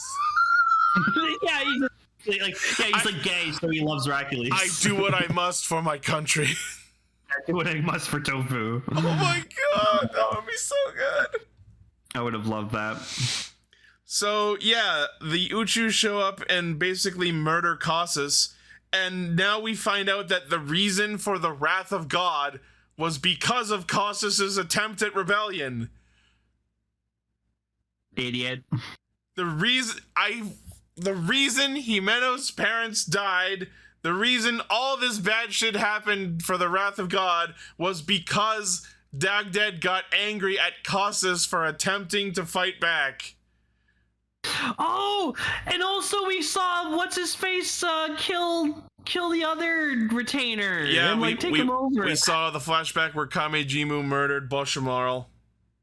Yeah, and it was so cool. He like draws his sword and he's like, yes, it's one of the twin blades. And I'm like, oh, he was the other fucking royal guard captain. That's sick. Like, I love he actually pulled a sword. The fact that this happens in this flashback means that Kamejimu has been in disguise as Bushimaru the entire, like, for 15 years leading up to the show. You know what? That makes sense because he has to keep an eye on Racules. But the fact that he got away with it for 15 years is crazy. Yeah. That's really nuts. Fuck. But yeah, so the Wrath of God happens, and that's when what we saw earlier in a previous episode happens, where Racules effectively becomes king, quote unquote swears his loyalty to Dagdead, and then begins his plans of amassing power. And we find out that Racules did hide Giro away in the orphanage in order to spare him from the fate of having to be involved in this war. Oh, what a nice brother. Yeah. Well, and all coming together. You were saying before that Racules wants all of this truth off the record, and he wants to go down in history as the worst king. And I understand it. It makes sense. In order to maintain what they've done up until now, the truth can't get out. Yeah, and he's just like, and they're all like, the Kingohgers are just like, all right, you're gonna be our bitch and help us out whenever we need you. And he's like, all right, cool. They effectively say that he's going to live instead of being sentenced to death, but he will live as a tool of the Ohsama Sentai, which means, I guess, technically he's joined the team? Yeah, of course. I'm so happy. I want him in the opening next week! Nah, probably won't happen. Yeah, but in terms of the battle against Minongan, everyone gets their cuts off on him, and slicing him undoes the time, the time chaos nonsense, so they all get back to their adult bodies. And as they attempt to finish Minongan off, the cuts they all put into him reveal what Minongan's true purpose has been all along: an incubator for Dagdead to revive himself. And he's like, Daddy's back. It's great. So that's what Rita saw inside him in the Idol episode. Oh no. Little baby incubating Dagdead replacements. Itty bitty little Dagdead. So my immediate thought is, so what we have to do is kill Dagdead. No. What we have to do is kill Minongan while Dagdead is alive. That way he doesn't have Minongan to go back to and revive from. Mm-hmm. I'm wondering if that's the play. Yeah. Quite possible. Yeah. Daddy's back. But yeah, so the brothers get reunited, and next week is apparently about deciding a leader of the Ohsama Sentai. I don't know why that's only now becoming a thing. Well, like think of it. They've been in stages where it's just like, yeah, that's going to be an interesting scene. Racules gets put in the Mofun cage.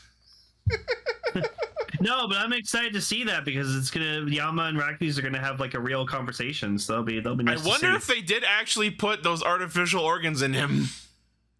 They didn't address that. No, they probably didn't. What if they did and it lets Yanma control him somehow? No. I don't want that. Do what I want or I turn off your kidneys. Jesus. Oh man. But no, it makes sense. Like they just they established themselves as a team, but I don't think they ever really established a leader. Maybe the one with the super form. Just a thought. Speaking of super forms, so since Yanma mentioned that they all have the immortal killing powers, Does that mean they don't have to use Ryoga Isen anymore? Or maybe they can control it better. Maybe? Eh? I don't know. We know they're all leaders. They're all leaders. Oh, exactly. It's going to be a thing where it's like, oh, I should be the leader because like blah, blah, blah, this, blah, blah, blah, that. And also apparently a thing they're going to address is each of them have like this piece of jewelry that is like the proof of them being king. And apparently those are going to come into the plot at some point in this next episode. Uh-huh. New premium Bandai! Someone bought the Hercules crown, so... Yep. Well, amazing episode. Super satisfying to see many of my theories be confirmed. Yep. And yet, still plenty left to go. Oh, thank God. Still no one spot that Mofun yet. I fucking love this show so much. I cannot properly articulate how much I love this show, and I will be sad when it's over. And I've loved you loving this show. So. All right, let's talk about the movie Adventure Heaven. You know why it's so fucking great that we're talking about this week? Oh, yeah. Because the actor who played Rainior Hasti, the first king of Shugoddom, is the same actor who played Kossus in episode 43. Yeah, I noticed that like immediately. I was like, oh, hey, it's the other guy. I believe his name is Shun Nakamura, I think his actor's name was. Someone will have to look it up and confirm. Shun Nakamura II, I believe. So yes, this movie takes place between episodes 23 and 24, aka the Gira coronation. Yeah, so this basically this whole movie is just about Gira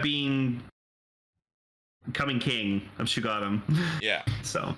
And luckily we watched the complete edition, which had a couple of extra scenes in it. Oh, cool. Yeah, I did notice that when I watched the title. I saw the title. I was like, ooh. Yeah, so it opens with all 5 thrones in the town square, and then we meet the movie exclusive character who actually kind of figures into the plot in a more of an amount than I expected. Devonica, who is apparently a orphan at the orphanage Gira was raised in, and she was apparently all along a servant of Rainior Hasti, the founder of Shugoddom from the land of the dead. So, I forgot what the name of it was. Like Hakabaka. Hakabaka, that's right. Hakabaka, what the fuck? Hakabaka, these nuts! Got him. There you go. But yeah, so apparently, I don't know if this was something the previous kings of Shugoddom had to do. Like, I wonder if Heracles had to go through this whole ritual when he became king. But apparently, part of being crowned king of Shugoddom, or at least it is for Gira, is to receive this invitation to Hakabaka, the land of the dead. And apparently the other kings just get to go along for the ride for reasons. Yup. Yeah, so they ride a big giant CGI spirit fish, open a door in the horizon of the sky and clouds, and travel into the land of CGI. It was pretty though. Like, it was I nice loved and it. detailed. I felt like I was at the end of a JRPG.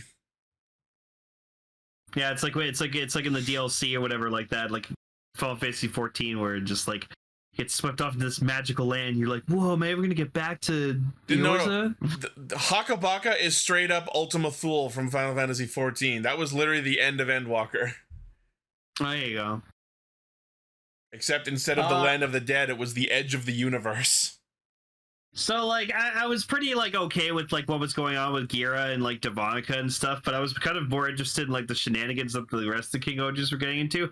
So, like, Jeremy was there, but not there, because for some reason, every fucking Sentai summer movie, just the Sixth Ranger barely gets involved, which I fucking just, I hate that trope so much. So stupid. I think the excuse they came up with it was Devonica formally invited the other kings of the actual countries, but I think this was like just after Bugnarok had been recognized as the sixth country, so Devonica didn't get the memo that Jeremy was an actual official king of GQ, so he didn't get the invite.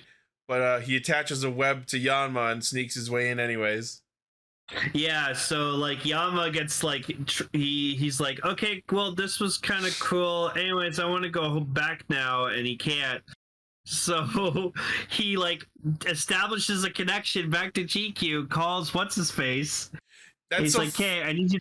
It's so weird how like the area Yanma goes to is like a version of Enkosoba, but it's submerged underwater. That was weird but interesting. And then he plugs his laptop into the web that Jeremy has between worlds, connects to Shiokara, and then literally tells him to kill himself. Yanma, who years later, after the time skip, sacrificed his whole fucking country to stop Shiokara from dying, in this movie, before pre-time skip, tells Shiokara to kill himself. And then what happens is he like goes through the door to the land of the dead, and he's like, "Hey, I'm here," and Yama's like, "Don't fucking close that door, you idiots!" Also, so the way Shiokara does it is obviously with the lie detector, but the thing he says to activate it is that Yanma is a badass street brawler motherfucker, basically, and then he gets shocked. So does that mean that he didn't actually think that Yanma was badass? No, of course not. Well, What I mean, he fuck? does worship him. But that doesn't make any Yama's sense. Not actually, maybe he was telling the truth, but it's not. It's the lie that Yanma's a badass kick-ass brawler. But it reads his brain. It doesn't strike him unless he says something he believes is a lie. Yeah, I think he should have said something big like, "Oh, I'm the true king of Genkusopa." Yeah, something like that. That's weird, but whatever. So then we cut to Himeno, and like, you know, obviously because she's the selfish one, she's always trying to go after things that she wants. She goes to see her dead parents, and you know, she sees them and like she's hugging them and stuff, and then she comes to the realization like, yeah, I just wanted to say goodbye to you guys, but I don't want to be dead with you. I still have a lot of shit to do. Stay with us, Himeno, forever and ever. Yeah, and it's weird, like you see her like separating from them, and you just see them have these giant fucking glowing purple eyes, and I'm like, that's not ominous at all. Stay with us forever. Jesus. So then we cut to the mic effects. So then we cut to what I like to call something we've already seen in the show. Kagaragi? Episodes later, which means which the movie already, I guess, did first, and then the show just decided to copy. The movie happens before Iroki's episode in the show, so this was how the same thing. they vaguely hinted at the situation with Kagaragi and Iroki, but they explained almost nothing. All they said was that Iroki had hoarded food, but they never explained the true context of the situation, which is why we had that episode afterwards. Yeah, but it's basically just Kagaragi goes up to her. He's like, "I'm better than you. I've been ruling this country better than you. I care about the people. Get fucked." And she's like, "Cool. Well, anyways, bye." Ha! And just laughs while fucking disappearing. And I'm like, okay, that sounds cool. It's so brief and not visually significant that you could have watched that scene without noticing it at all. But Kuroda just shows up and like makes her dissipate. Like Kuroda's there in that scene. Yeah, like Sabat. Yeah, apparently they all died to like go see them or something. Part of the complete edition of this movie was a bonus scene at the end post credits where you see all of them using the lie detector to murder themselves. Sebastian declares that Himeno is ugly. Morphonia says she likes working, and Kuroda declares himself the Lord of Tofu, and that's how they kill themselves. That's so fucking funny. And then the last one with Rita is with Rita, like she's like, "Oh fuck, I'm in the land of the dead. I've sent so many people from Gokon like to their deaths." She's haunted by the spirits of everyone she's sentenced to death. Well, she thinks everyone hates them, like hates her, like hates Rita, but then like Rita listens to one of them and The spirit's like, I love you, Rita. Apparently, they're just all real chill about being dead. Shocker. Well, that one person was. Yeah, at least like one Morphonia of them. Morphonia was like, see, not all of them hate you. And yeah, so it was cute that like Gira really apparently loves, like, is so like happy to see Devonica, because like she's trying to like do her whole like song spiel, whatever, like that, and he just like jumps in front of her and just like tilts his head, looks at her, and it's like, oh my god, it is you, Devonica, and she's like, fucking shut the fuck up, I'm trying to do my fucking thing. Yeah, so apparently it was her. She was a plant by Rhynial because her family has served Shugoddom's royal family for X amount of years.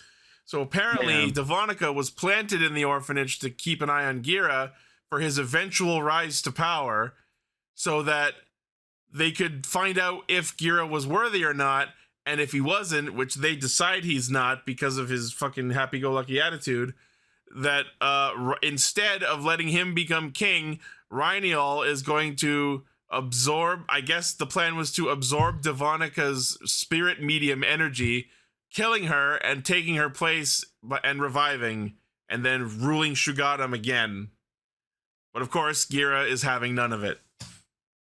Yeah, he's like, you gotta come back, you got cake together and stuff, and like, I like it flashed like, oh, we made a birthday cake for you, and it was your birthday, but you weren't there, and you left, and then like flashbacks to like her like trying the birthday cake before she leaves, and she's like, too sweet.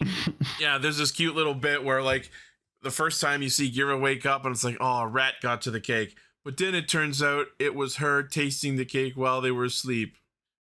Yeah, that was cute. And I was just like, that's this whole like shtick the whole fucking time, trying to convince her. It's like, you gotta come back with us, you can have cake again. I love how Devonica at one point pulls Natsumi from Decade's move with the "What it's about." She like jabs him and he goes down laughing. Oh yeah. But apparently, for reasons that the movie chooses not to explore, Gira knows where Devonica is ticklish and sensitive by poking her in the head. Yup.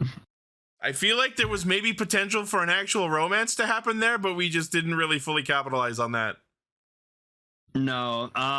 So yeah, then like Gira just goes up to what's his face, like Rhynial.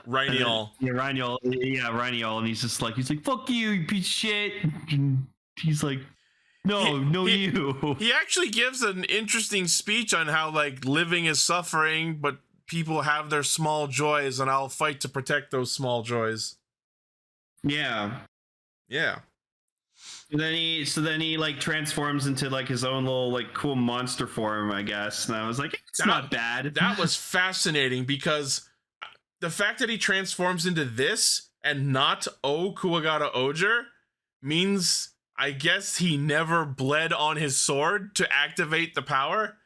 And also he just has this like dead copy of the Oger Caliber Zero, because like the actual Zero still exists out in the world, and he has like a dead copy of it that just came to the afterlife with his soul. Okay,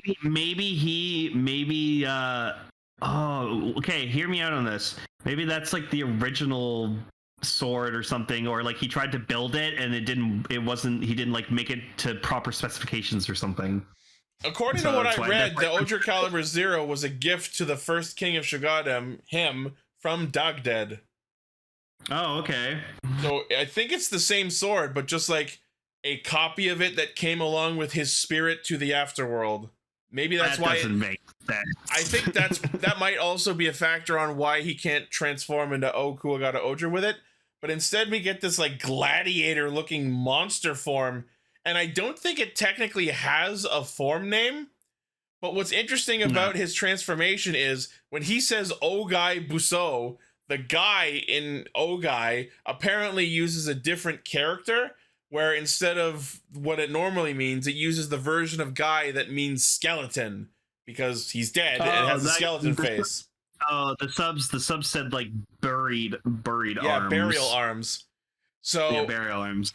I really want this thing to have a name, so I think the name I'm gonna call it this form is O Kuwagata O Guy. There you go. I like that. It's really cool. There's no official name for this form as far as I can tell, but that's what I'm gonna call it. Odai Busou. That's the name of the episode, Jerry. It's so funny. We had a comment on the last episode hoping that this episode would be called Oops, All Shoe Gods. Oh man. So yeah, eventually like Devonica's just like, I do want to live. I do want to eat cake. And so then like she grabs like the crown and she's like, my king here. And you think, oh, it's gonna go to Rhino, but no, it goes to Gira. And it's like, so interesting. It's so interesting that he transforms into King Kogata Oger and fights, but he doesn't have the crown lance. He just has his caliber. Yeah, he didn't bring that with him. Yeah. So they fight. One thing I wanted to highlight, as we saw in the Kyoryuger episodes, when the King Ogers, except for Gira, for reasons that are now crystal clear, are separated from their shoe gods, they cannot transform. But for some reason, they are able to transform in Hakabaka, even though they are literally disconnected by way of the realms of life and death from their shoe gods. But somehow they're still able to transform for reasons that I'm just going to shuffle under the carpet and ignore. It's a movie. Right after they transform, Rhynial says, "What nostalgic forms." I have no idea why that he said that, and I am fucking... It's gonna keep me up at night wondering about that. Oh, you know what? Well, because, like, there used to be, like, 2,000 years ago, there were, like, 5 King Oger warriors or something, so maybe they didn't have these suits exactly, but, like, armor that looked like these suits. You know what I mean? Lane, so I am so fucking proud of you, because that makes way too much sense. Exactly. So they didn't have those suits, but they probably had armor that looked like those suits. That is a perfect explanation. There you go. I fully accept that. I love that idea. And now I want to see those. Yeah. They had magical, actual fucking knight armor that looked similar to the King Oger suits, and now I want to see those. Yeah, so just like, okay, so picture this. So, like, I like to think, yeah, what Cell said, like, they're heirlooms. So maybe what it is they're just like, take the Oger caliber, like, take a picture of the Oger caliber, remove the trigger, remove the little boppet pieces, and you just have this sword. Oh. And that's probably what their sword was. And so Yama took those swords and he Enkasopa the fuck out of them to make them transformation devices. And that's why we see the Oger calibers in like that little clashing scene at literally the first shot of the opening when they allude to the previous the warriors at the start of the history. There you go. We still haven't addressed that 6th sword, but I guess that's just the sword the 6th warrior had that was not the Kimono Slayer. Anyway. Yeah. Anyways, maybe that was the 0. But it wasn't gold. I don't know. But anyways, there you go. Mystery solved. I love that idea. That they had Mystic Knight armor that looked like the King Oger suits. There you go, Mystic Knights is canon to King Oger. Yo, where's our Mystic Knights King Oger crossover? Oh my god. I would scream so fucking powerfully that it would be inaudible to human ears. Yeah, I learned recently that apparently Mystic Knights of Tirnanog is in Power Rangers canon. Like, they get their powers from the morphing grid. So the morphing grid was a thing. How the fuck do you explain that? I don't know, but you know what? It's canon, and I am 100% fine with that. That's so cool. The fact knowing Mystic Knights is canon to Power Rangers, that's I'm sick. Okay with it. I just want to know more. Yeah, could you bring Mystic Knights back? And where's this from? Cite a source. Yeah, for real. No, where did you learn that from? I think from Gar. Well, I think Gar told me that. Now Gar has to answer for where that came from. Yeah, I heard it from someone. So anyway, the King Ogers defeat Rhynial and then return back to Shugoddom, and then the coronation happens. Just fucking Yama like, hey, former criminal becoming king over here. No, and I love like, yeah, the fucking they all climb onto Jeremy, and he's like, I love Jeremy just going, Otto. And then Decker showed the fucking Kaguragi's fucking face.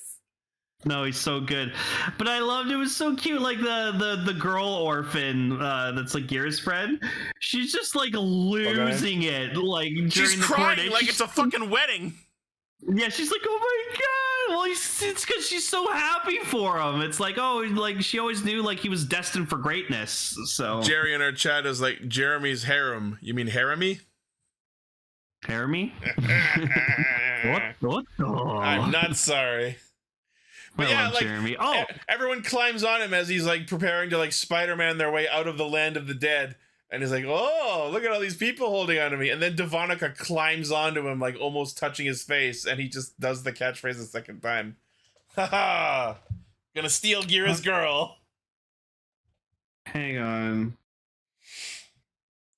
Keep talking. I'm just looking at something. So as the coronation's happening, Yama's like, "Hey, look, it's a former criminal being crowned king of the nation." And Himeno's like, I wonder if I should take the crown for myself. And then Rita with the fucking... So while attempting to steal the crown is a serious crime, if you're gonna do it, you should do it now before he becomes king. Rita with her legal loopholes is advising fucking stealing the crown. Yeah. I guess I thought I retweeted it, but I guess I didn't.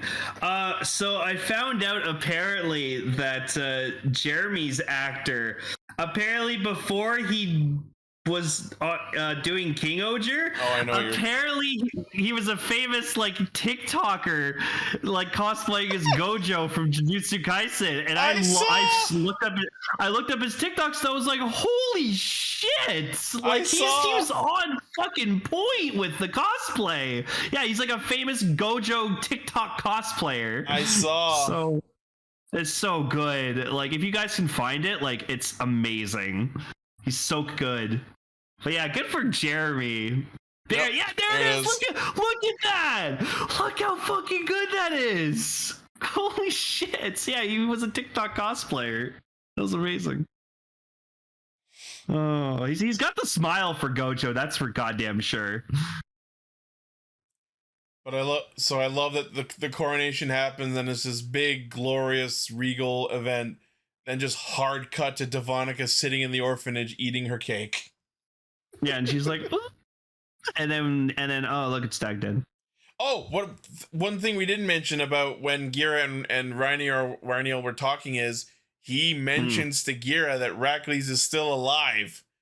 Yeah, for spoilers. Yeah, so this would have been hilarious if we had seen the movie when it came out, because then we would not have spent the subsequent episodes positing back and forth if Rackley's was alive or not. Yeah, I just would have been like, well, guess I'm not getting that sword. So then we would have been like, yeah, he is in that box, faking it. Yeah, if he's like probably in a coma or something. Which she was. Yep. Oh man. And then aside from the bonus scene we already talked about, the crown looks so fucking stupid. Yeah, I love he's like struggling to stay still so the crown doesn't fall off his head. Oh fucking hell, man! And then the last shot of the movie is Rhaenyl's spirit being effectively re-murdered by the canonical first appearance of Dredd Dujardin. Yep, Dujardin. He mentioned when he tells Gira that Rackley still lives, he says, "Once you finish your final duel, I will tell you the truth of Chikyu." And when he talks about that and the supposed calamities that are coming, obviously he's talking about Dredd. But now that the movie ended with his spirit being super murdered, I guess we're not going back to Hakabaka. No. Imagine we did. Imagine that was like the final fucking area like of the show. We just go back there. What if that's how we kill him? We have to take him into the land of the dead, and like because it's the land of the dead, he can't respawn here. Yeah, there you go. How do you kill an immortal? To take him to hell first. Oh, that's a neat idea. That'd be very fucking neat. Anyways, Kingohger movie. It was cool. Like, very, very informative, and it gave us more context, which I enjoy. So Yeah. yeah. I don't know what to say other than what I've been saying the whole time. The show is amazing. The movie was great. The lore is so good. Almost every question we've had is getting answered. This is like, by the time the show's done, Ichi, like this is gonna be like your favorite tokusatsu show of all time. I think we're pretty much there. Like, yeah, it's literally a 9.995 right now, and all of my nitpicks are small and insignificant, except for the stock engines thing. I will be absolutely militant about that to the end. Yeah. Ichi ate good this week. Yeah, it's true. I sure did. Yeah. I ate good rainbow judurita. Yeah, I liked how they're like, well, what's it taste like, Gira? Well, it's very like juicy. Yeah, it's very juicy. And he's like, oh, it's like a rainbow. Okay, we'll call it Rainbow Jura. Yeah. I would fucking love it if we got the kid who played young Gira to do the juicy commercial. Juicy! Yeah, Kingohger gummies. Oh man. And the gummy, they have to make Shugoddom soul gummies. Yeah, Shugoddom soul gummy. Come on. They've not done that.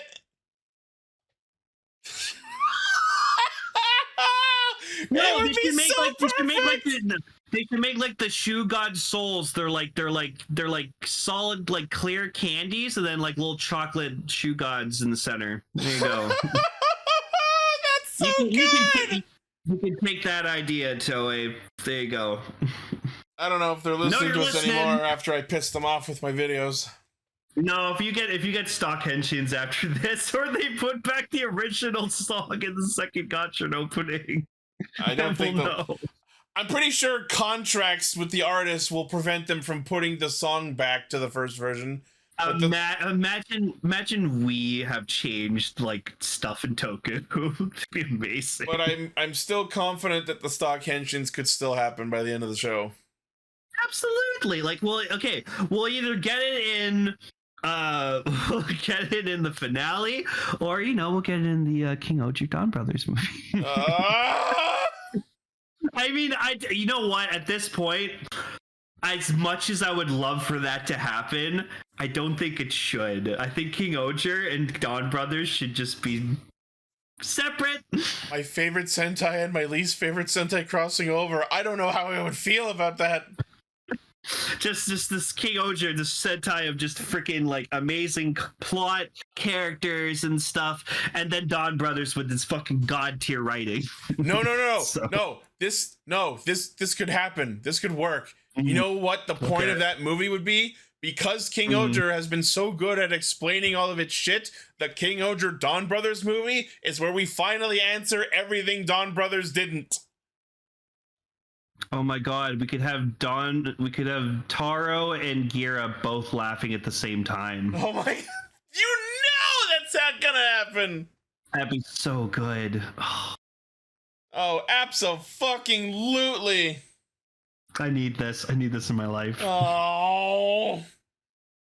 I miss you, Dawn Brothers. I miss you so much. Oh Christ! All right, well, I think that could call it for Castranger for this week. Yeah, what a great episode!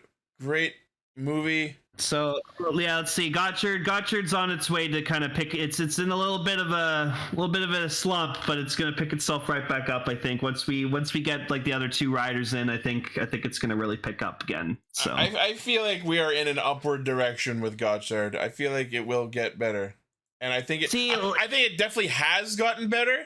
I don't think it's gotten to a good point yet, but I think it's absolutely on the uptick, and it's going to keep getting better. See, I'm enjoying Gotchard as much as I can, but like I'm just sitting here going, all right, when's Legend showing up? When's Legend showing up? I want to see Legend. I need Legend to come back, please. I keep forgetting that he's going to show up, and I'm going to keep forgetting so that I can try to enjoy the show as much as I can until he does. It's okay, Ichi. That's what I'm here for. I'll remind you. Well, don't. I'm the biggest Legend fan in the room. Can you really call yourself the biggest if you're the only one? Yes. I'm kidding, by the way. He's fine. I'm sure he'll be fine. Yeah. No, I love this man. That's why I'm collecting all of his shit. All right. Well, that is it for Castranger this week. Jikai, Radio Sentai Castranger. We did one movie. Let's do another. Next week, we'll be talking about Kamen Rider Geats, 4 Aces and the Black Fox. And Oh, fuck yeah. Spoilers, I enjoyed it. All right. I can't wait. All I've seen is a clip of Cowboy Ace, and that was it. That's the best part of the movie. Yeah, no, it was pretty fun. So I'm looking forward to it. You know what? Like I enjoyed Geats as much as I could. Like, again, I liked its merchandise the most out of it. But you know, I'm excited to see a little Geats again. Kind of miss them. Let's catch up with the other Jesus. Yeah, let's say I love the parallels of that. And you know what? If you think about it, Don Momotaro is also kind of a Jesus figure. Damn it! So, fuck! Too many Jesuses! Yeah, too many Jesuses. Too many Jezi! Jesus. All right, well, anyways, I want to give, of course, a shout out to our currently active patrons, Blaze, Armorhide, Sentai VT, Midas the Fool, and Vegas. Thank you for continuing to support what we do.